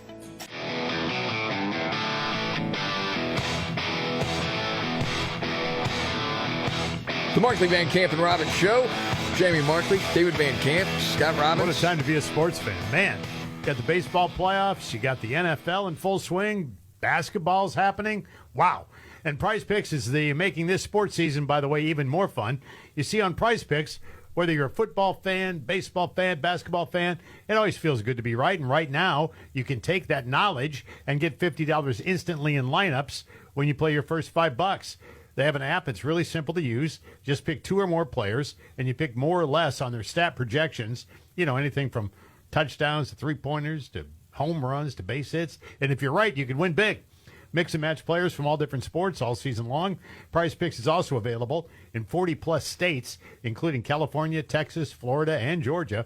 And more importantly, all transactions on the app are fast, safe, and secure. So download the app today. Use code MVCR at Prize Picks. $50 in lineups after you play your first $5 lineup. That's code MVCR. $50 in lineups when you play your first $5 lineup. Prize Picks. It's good to be right.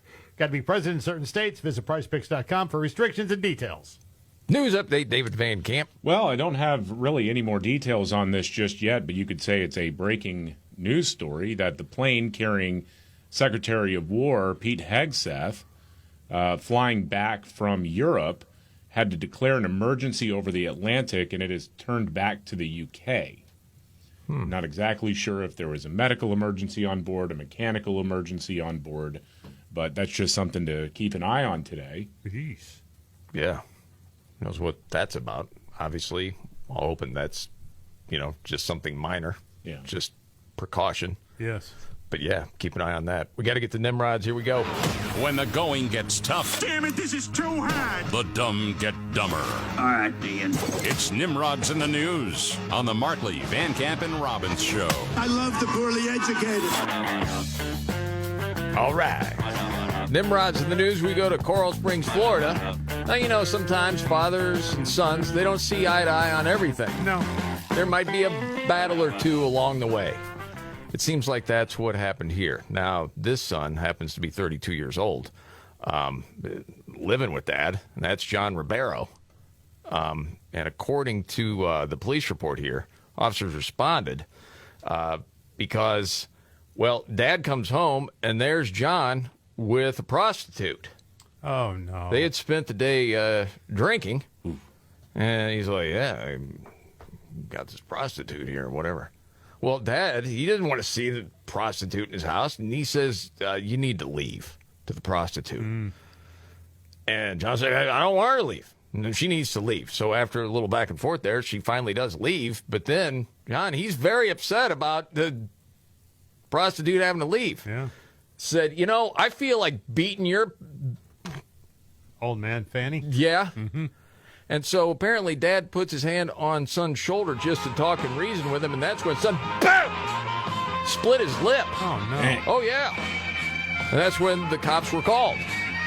So he got arrested. You can't be doing that. Dad took the hooker home then. In other words, he had to drive her to her place. Left hook after the hooker left. Well said. That's Nimrods in the News.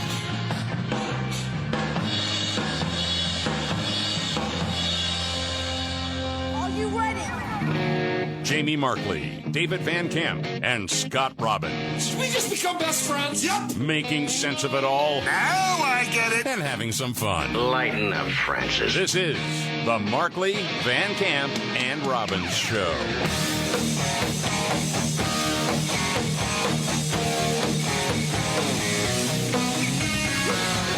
The Markley, Van Camp, and Robbins Show. Jamie Markley, David Van Camp, Scott Robbins. Well, we've heard from some people this week that Trump has done something miraculous. And you never thought you'd hear it from some of these people. One being ABC News correspondent James Longman, talking about this Middle East peace deal. Wild. Today, what I've been mostly struck by is Donald Trump's sheer force of personality. There are not many men, not many leaders who can walk into the Knesset in Israel to such rapturous applause, such a warm welcome, and then less than an hour later, appear in a room of world leaders, Arab and Muslim leaders, and have the same kind of warm welcome. It really is his force of nature which has managed to make this happen. Thank you. Thank you. Well, yeah. Yeah, I'm just going to say, well, sure. It's just to hear these outlets actually say it. I mean, CNN. Well, let's go to the Wayback Machine for a second on CNN. Yeah. Earlier this year. Remember when there was like the AI renditions of Gaza? They could be like, oh yeah, a Riviera Paradise sort of scene. Well, if you go back at that time, and you know now, I think we were talking about at the time, this is part of the negotiation. This is like, hey, see, we could do this. People are freaking out. And this he just wants Gaza emptied so they can build hotels. I think it's the same idea of what we were talking about with Ukraine, is that he didn't understand why it wasn't being done before he was there. Then he got into office and realized, wow, this is really, really hard. And now he's turned his attention elsewhere. It's not black and white. It that's requires, what's happening. Yeah, it's complicated. Yeah, he's just ignoring it now. Well, you would just like them to say, hey, all right, we got that one wrong. Yeah. Yeah. Not going to happen. Oh, heck no, they're not going to say that. No. But something else that was on CNN, and this is from their legal analyst. And again, this is the kind of stuff, at least for me, you don't think that you would hear. And this was talking about the whole case with Letitia James. Yeah. Because if you're watching, you know, a lot of legacy media saying the same story, he's going after his political opponents. Retribution campaign. And this dude, is it Elie Honig? Is that his name? The legal analyst? Yeah, I've referenced him a lot because he was one of the few people in liberal media who, both with Alvin Bragg and Letitia James's litigation against Donald Trump a couple of years ago, was like, this is garbage. This makes no sense. You would never bring this kind of case unless politics are involved. And it's great to see him say this and then watch whoever he's on with just get the big sad face as he's going. But let's also not whitewash history here. Letitia James did essentially the same thing to Donald Trump. She ran for office explicitly targeting him. She fundraised on that. She brought a lawsuit that ultimately was gutted, not quite entirely dismissed, but mostly reversed by a liberal appeals court in New York State. What? Yeah, hey, we only got room for one Scott Jennings on this network, okay? Right. Can't get someone else telling the truth on there. Yeah, because they wanted to levy a fine of $500 billion against him. Yes. For an alleged crime that wasn't committed. That, the whole thing, I know it gets deep in the weeds, but the whole thing was that when Trump was trying to secure loans, he allegedly overinflated the value of places like Mar-a-Lago and other properties in order to secure better loans or better rates. The banks know that game. Everybody plays that game because everybody wants the best deal possible. And so, I make an offer, they make an offer, meet somewhere in the middle. That's kind of where it is. The banks got their money. The investors got their money. There was no victim here. The state of New York got a cut. Nobody was victimized in any of it, and yet, of course, you have this trial in liberal New York, and they say, okay, he did this, and then they fined him $500 million, and as Ellie Honig said, a liberal appeals court said, well, you violated his constitutional rights when it comes to excessive fines. Yes, that's good. By the way, speaking to CNN, guy that used to be a host at night, you know him, you love him. I think you called him Haircut too, Scott. Chris Cuomo. Oh, his second haircut, yes. Yeah. He actually clapped for Trump this week. Did you guys see it? He's he hasn't been as hardcore as he used to be. No, because he's on News Nation now. A little different ball game now, yeah. But anyway, I'm good with it, yeah. I didn't hear it, though. But actually clapping. No. I didn't think it was going to happen.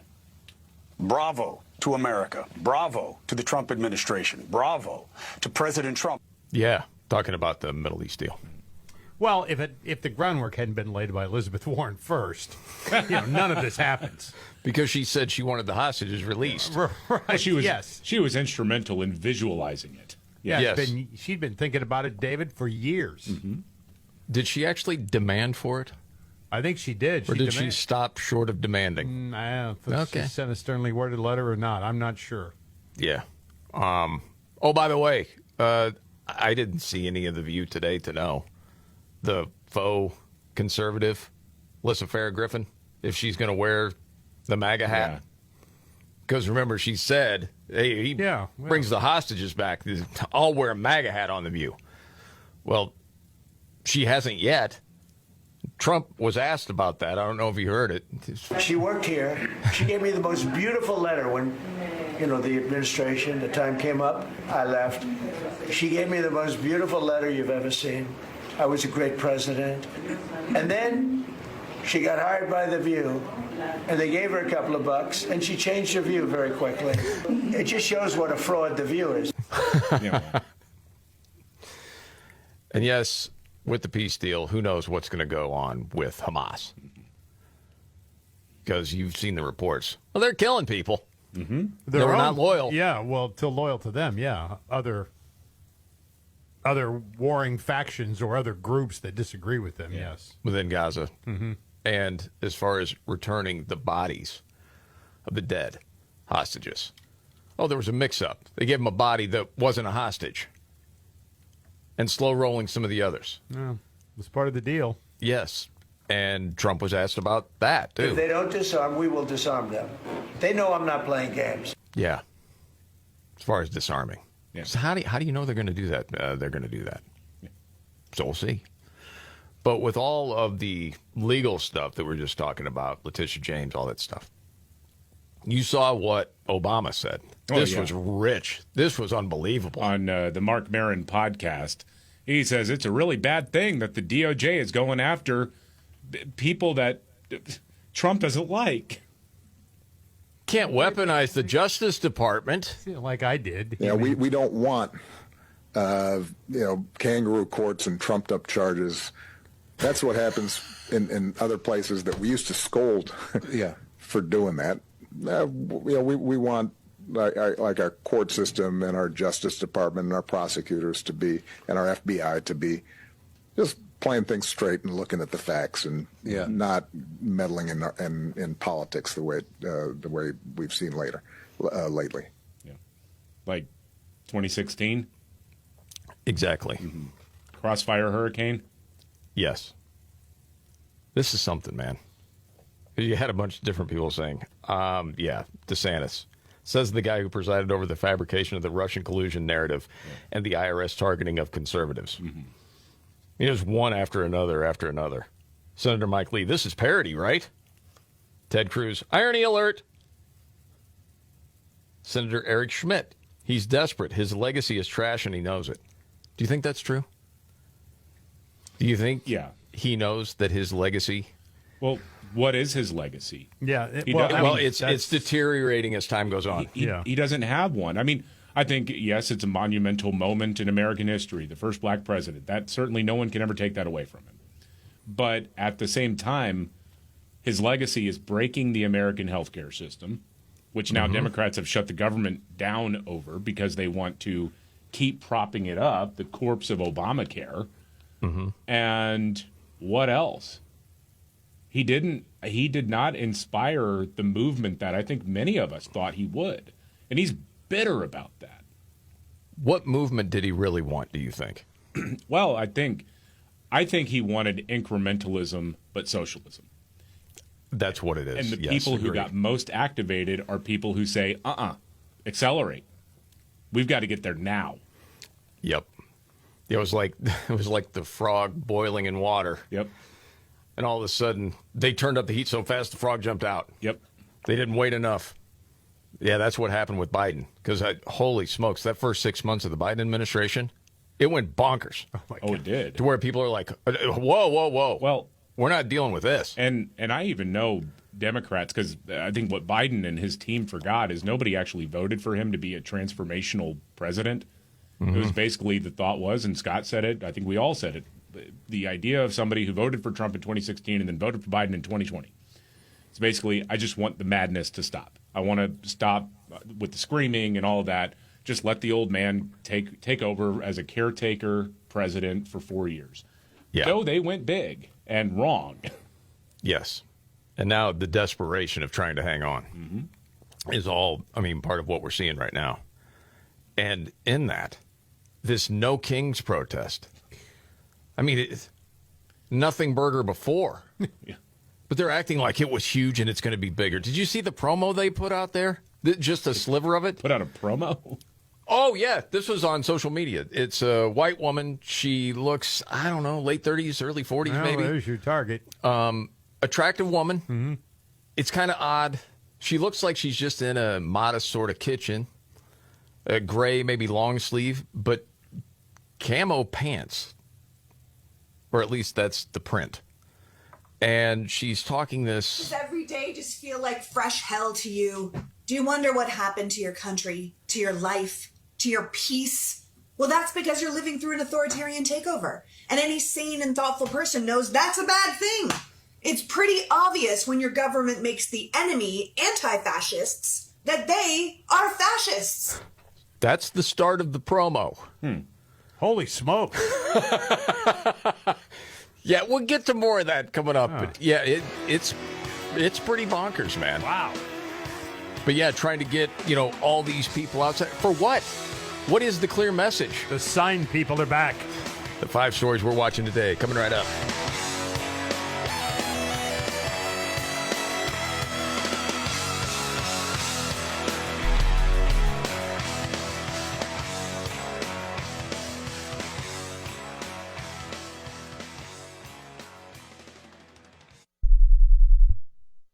It's fall already. That means chili cookouts, holiday get-togethers, and a boatload of Halloween candy. As great as all of those things might taste, the reality is that all of the heavy foods, sweets, and adult beverages put an extraordinary strain on your liver. And when your liver isn't happy, neither is the rest of you. Bloating, indigestion, fatigue, those are all signs that your liver needs some love. And you can help your liver out with a daily dose of Active Liver from New Nordic. It's a simple way to keep your liver healthy, even when your diet isn't.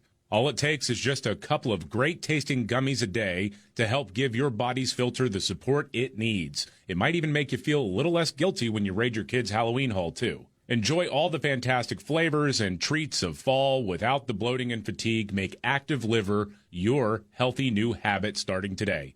You can find Active Liver online at Amazon or pick some up at your local CVS, Meijer Grocery, and it's now available at ShopRite. Check it out, Active Liver from New Nordic.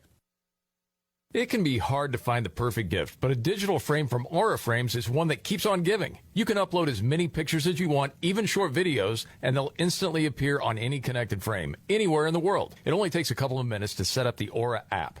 Then you just plug it in and share away. That's why Aura Frames was named the best digital photo frame by Wirecutter. Yeah, I've got family all over the place, so it's nice being able to keep everyone up to date with what my little kids are doing with just the click of a button. Plus, I'm really protective of my kids' privacy, especially online. So I love that Aura Frames lets me share instant memories with family in a secure way without using social media. You can save on the perfect gift that keeps on giving by visiting auraframes.com. For a limited time, listeners can get $20 off their best-selling Carver matte frame with code MVCR. That's AURA frames.com, promo code MVCR. Support the station by mentioning Markley, Van Camp, and Robbins at checkout. Terms and conditions apply.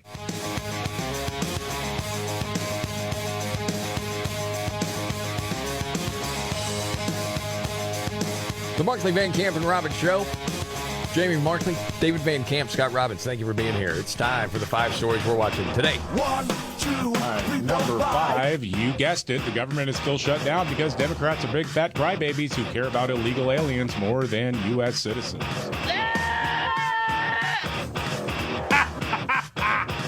Why did that make me laugh so much? I got a request for that the other day. Really? The screaming goat? You guys haven't done the goats for a while. There's What's no going reason. I just knew it would make you laugh. That's why I played it. Okay. So great. And it seems to go along with the Democrats. It really does. Yeah. Not the donkey, it's the goat. Yes. Yep. Number 4, Ukrainian President Vladimir Zelensky is meeting with President Trump on Friday to talk about weapons. Number 3, the Trump administration has reportedly revoked visas for at least 50 Mexican politicians and officials that are tied to drug cartels and their political allies. Now, most of these are members of the ruling party led by President Claudia Sheinbaum, according to 2 Mexican officials. Good. Yeah. Number 2, the Supreme Court is hearing arguments that could end race-based congressional districting, and it is not going well for the people who like racial gerrymandering. I mean, one, the lawyer arguing in favor of it said they have to do that because white Democrats won't vote for black candidates. There you go. Too racist. And then number 1, not really the biggest story of the day. I just find it funny and an excuse to go in the Wayback Machine. NBC News has eliminated its teams dedicated to covering issues affecting LGBTQ plus groups as part of the layoffs. Now, I think it was Puck News that tried to say, well, this is a part of the Trump administration's federal crackdown. No, occasionally we would talk about these stories because they were funny or just totally misleading and propaganda, like when they were talking about a state of emergency for transgender Americans because of, I think, like 33 people one year were killed. And then you look at the list, and one of them was a guy who shot at a cop. Another one, and I think most of them were killed by a boyfriend or girlfriend. But they just totally mislead the audience to think that there's just random people going around killing trans people. And that's just not actually what's occurring by their own data. But they don't really get into the details unless you twist their arm about it. Also, they had this great story about how Brokeback Mountain is getting an adaptation to star an all-transgender cast. Who doesn't need that information, right? That's vital. Quidditch from Harry Potter.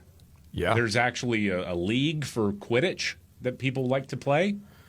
Okay. Everybody's got their thing. Sure. They are changing their name, citing J.K. Rowling and her anti-trans positions. Quidditch is for everybody. Well, they identify as a real sport. I mean, I understand then why they would be in solidarity. And then my favorite one. Is that with the brooms or something? Yeah, they hop around on brooms. Yeah. Yeah. Yeah. It's rather very comical. Very cool. My favorite story from this amazing news team, which is no longer in existence apparently, is, quote, "We're coming for your children" chant at NYC drag march elicits outrage, but activists say it's taken out of context. They say it. Yeah, and it's what context am I supposed to take it Well, in? it was actually said in jest to mock the anti-LGBT. Hey, look, you can do whatever you want. It is America, but or you can say whatever you want, but people are going to hear that and say, well, yeah, you are actually coming for the kids because Drag Queen Story Hour is a thing. Yep. And why is it that I keep reading stories about Drag Queen Story Hour readers getting arrested for being a diddler? Yeah, it's something, isn't it? Who would have thought? Well, maybe they can all join together for No King's Day.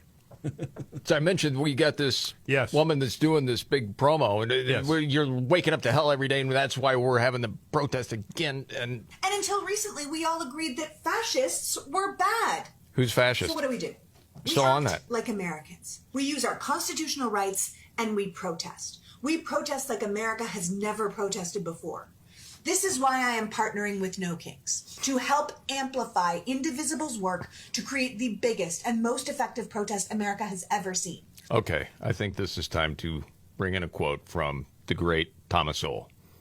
Activism is a way for useless people to feel important, even if the consequences of their activism are counterproductive for those they claim to be helping and damaging to the fabric of society as a whole. He's an American treasure.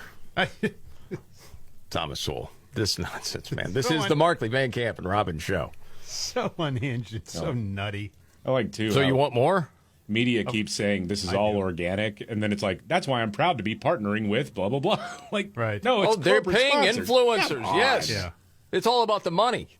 The ones that organize this, word is, the Democratic Party, or those funding it, are giving them all the money, so they're making money. They don't care. Millions of us took to the street in June, but I want tens of millions of us to do it in October. This Saturday, October 18th, we are going to reject authoritarian rule. We are going to reject the abduction of immigrants. We're going to reject the deployment of troops in our streets, the silencing illegal of our immigrants. and the defying What? of our... Yeah. Oh man, yapping.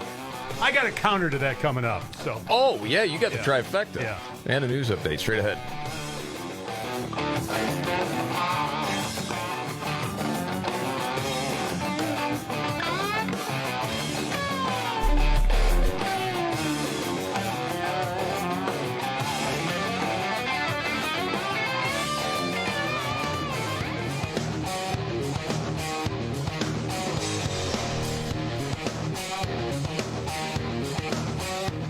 The Markley, Van Camp, and Robbins Show.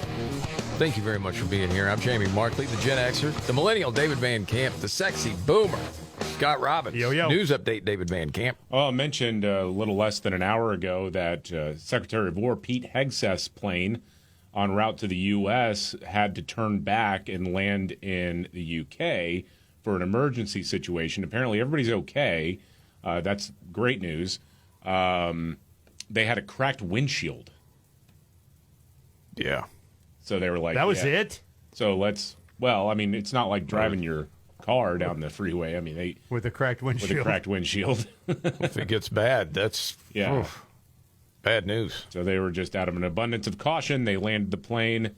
I do have another news update involving military aviation. Yes.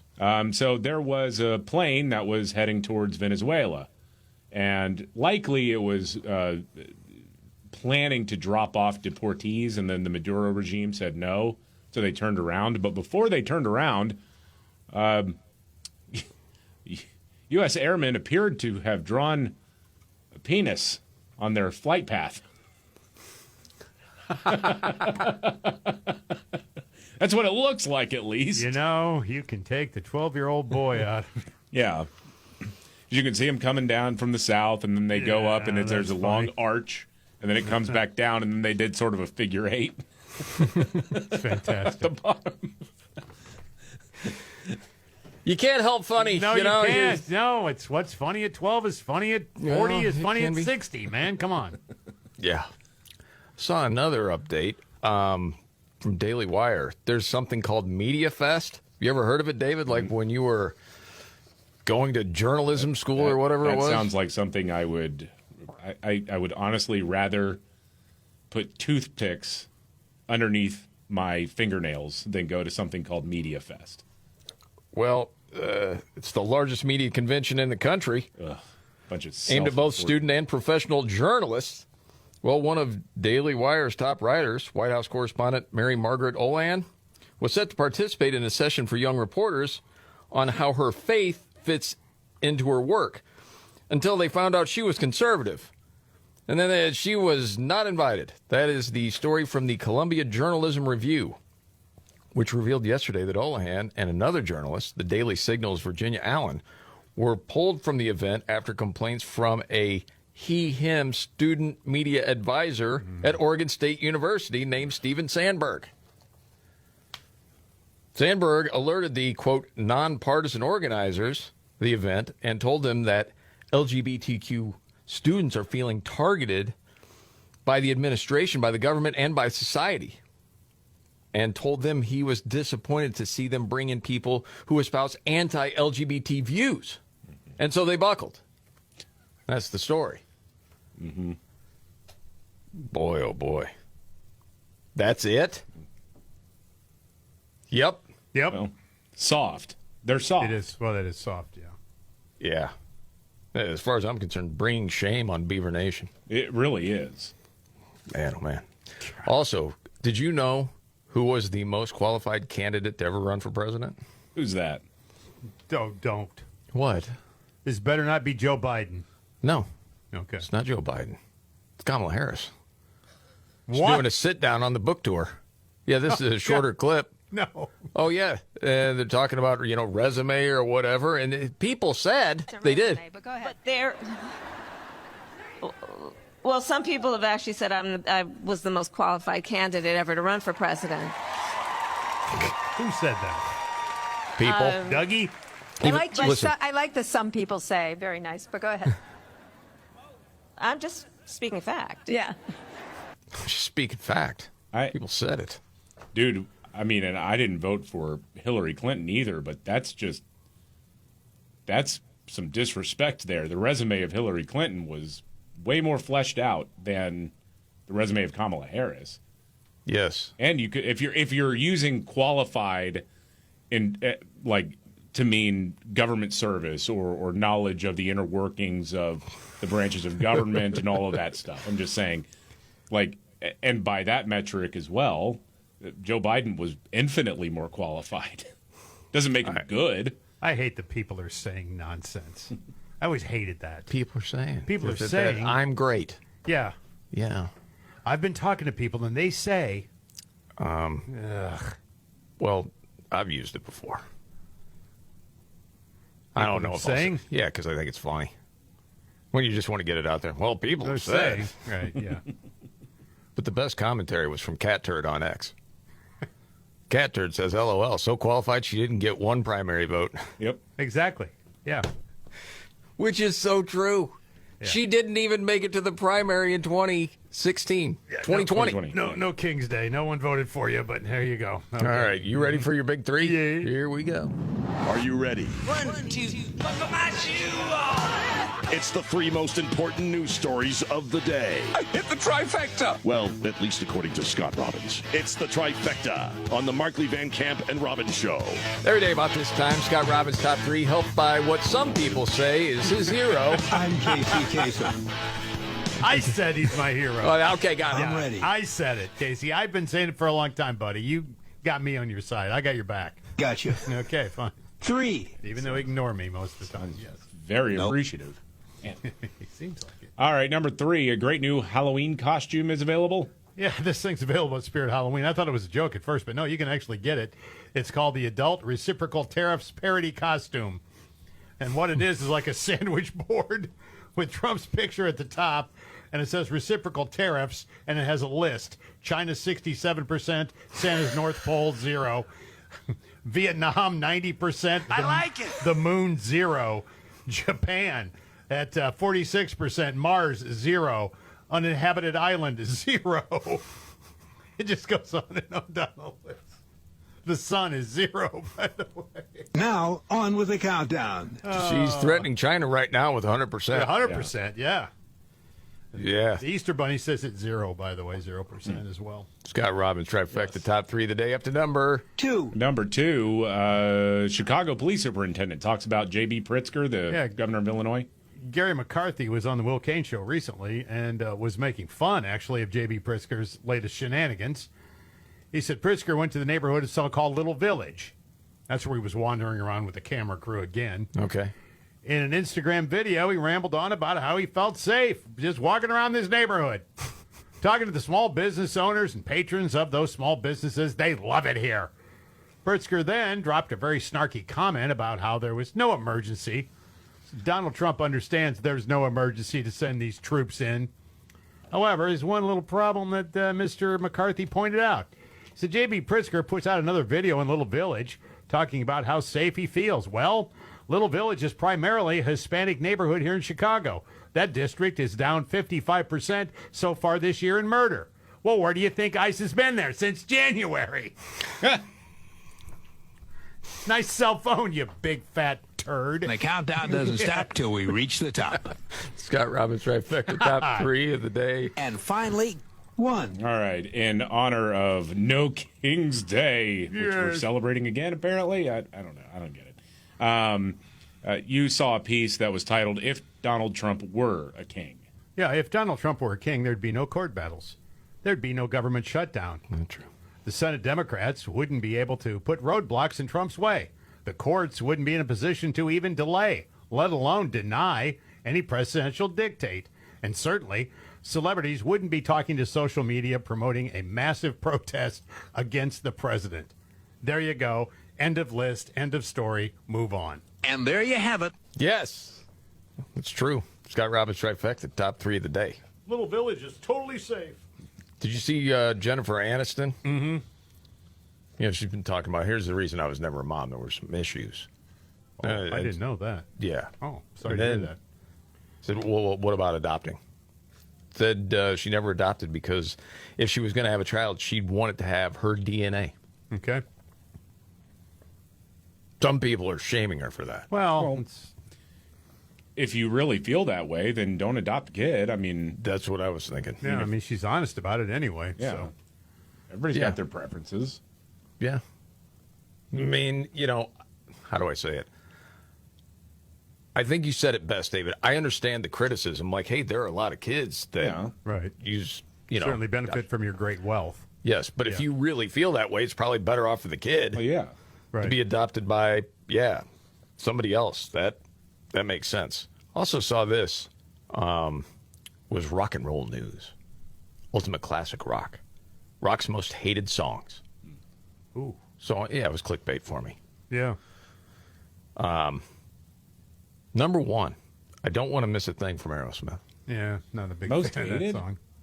That's what I was thinking. Most hated? I mean, Aerosmith fans, listen, all of the ballads were like, come on, really? Well, I'll punch out when I hear it. I can't sit through it. Well, I would sit through it. It's not on a playlist, but like worst? I don't know about worst, right. Second was Kokomo by the Beach Boys. Yeah. You played that at Top 40. It was the number 1 record. Top 40. Doesn't it still get played in different places? It does. Yeah. I mean, if it was the worst, it wouldn't get played anywhere. They test for all that stuff. Yeah. Somebody's got to like it. Yep. Studio, Phil Collins at 3. Yeah, I don't mind that song. You like it? It's okay. Yeah, I like it. I mean, I don't hate the song. I like the song. I have the song on one of my playlists. I know you rock with Phil Collins. It's one on your workout playlist? It's not my workout playlist. Do you have a workout playlist? I have a workout playlist, and that ain't on it. What's on it? Stuff with a little more tempo, a little more guitar. Like what? I don't know. I'd have to look at it. You're not going to bring it up right now? You want me to? I would love it. Okay. We Didn't Start the Fire, Billy Joel at 4. Yeah, that's not a very good song. I like that song. But it still gets played. It does. That's the thing. Every time I hear it, I can't get beyond it. It's a ripoff of R.E.M. Completely. The end of the world as we know it. By the way, R.E.M. does check in at 5 with Shiny Happy People. Totally agree. I had to play that conga crap. So did I. I get that. Sometimes, if I'm mad about something, someone says, where does the anger come from? I say, Shiny Happy People. I had to play it for like 3 months. Yeah, there you go. And we built this city starship with Sixth. That's another one that still gets played. Somebody likes it. But it's also apparently the most hated. I can see if it's more like fans are disappointed. Yeah, that could be. Hang on to your life, Shooting Star, Back in Black, AC/DC. Oh, we'll get more into this in a few. Yeah. We'll get to a news update, Robin's playlist, and Nimrods of the News all coming up.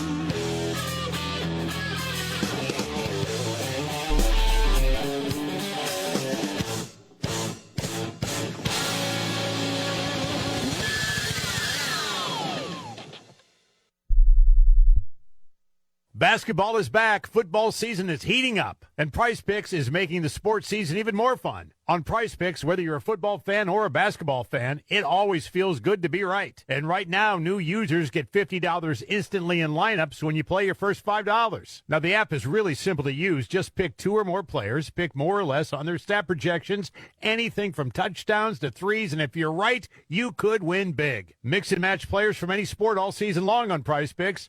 Prize Picks is available in 40-plus states, including California, Texas, Florida, and Georgia. Most importantly, all transactions on the app are fast, safe, and secure. So download the Prize Picks app today. Use code MVCR. You'll get $50 in lineups after you play your first $5 lineup. That's code MVCR. Get $50 in lineups after you play your first $5 lineup. Prize Picks. It's good to be right. Must be present in certain states. Visit prizepicks.com for restrictions and details. You're still glowing, flirting, grooving. You still got it. But your immune system weakens as you age, making it harder to fight flu, pneumococcal pneumonia, RSV, and COVID-19. Vaccines are a key part of any health routine and help strengthen your immune response. Ask your doctor or pharmacist which vaccines you need. Schedule in minutes at vaxassist.com. Sponsored by Pfizer.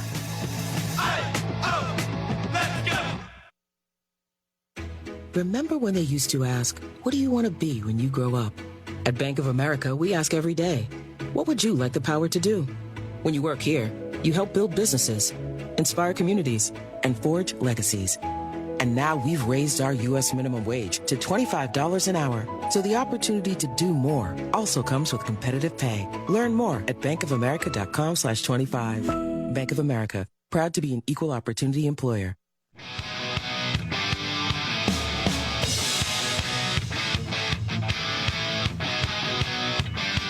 Yep. The Markley, Van Camp, and Robbins Show. Jamie Markley, David Van Camp, Scott Robbins. Yeah, a lot of football season.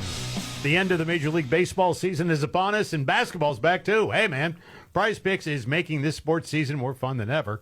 You see on Prize Picks, whether you're a football fan, basketball fan, baseball fan, it always feels good to be right. And right now, new users get $50 instantly in lineups when you play your first $5. Now, you got an app. It's pretty simple to use. You just pick 2 or more players. You pick more or less on their stat projections. You know, anything from touchdowns, three-pointers, strikeouts. And if you're right, you could win big. Mix and match players from any sport. You do that all season long. Prize Picks available in 40-plus states. That includes California, Texas, Florida, and Georgia. And more importantly, all transactions on the app are fast, safe, and secure. So download the Prize Picks app today. Use code MVCR. You'll get $50 in lineups after you play your first $5 lineup. That's code MVCR. $50 in lineups after you play your first $5 lineup. Prize Picks, it's good to be right.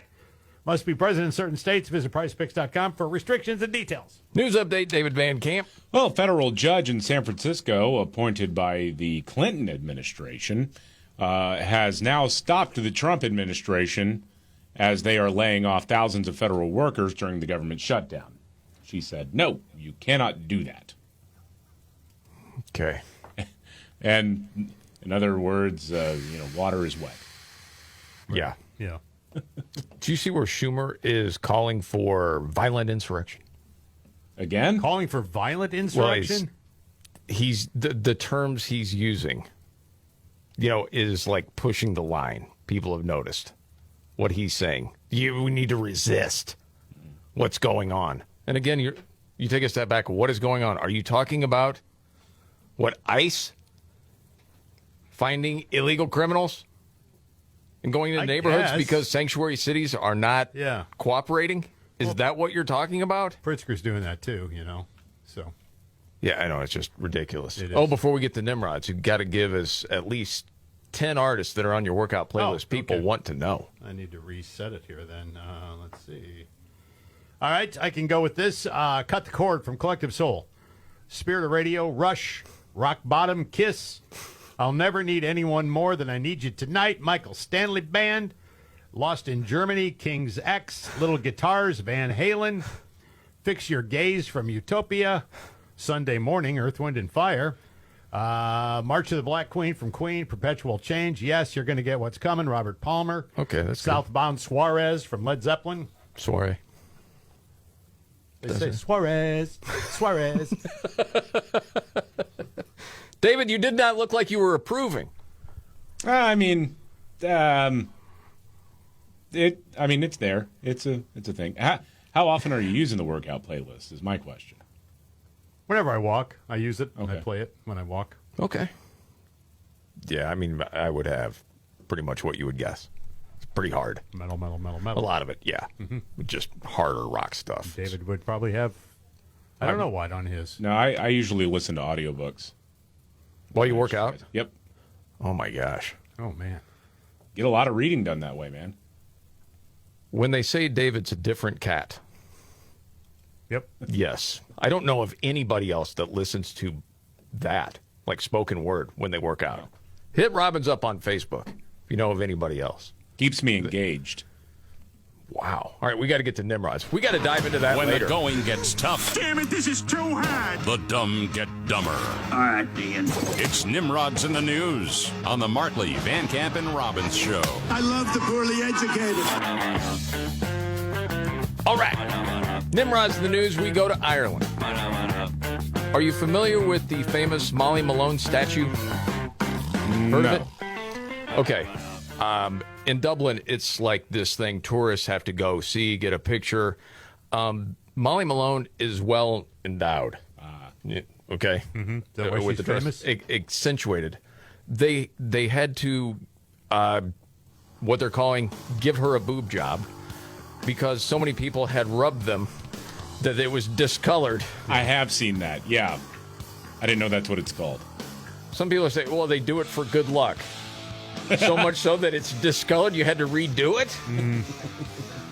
Okay, that's Nimrods in the News.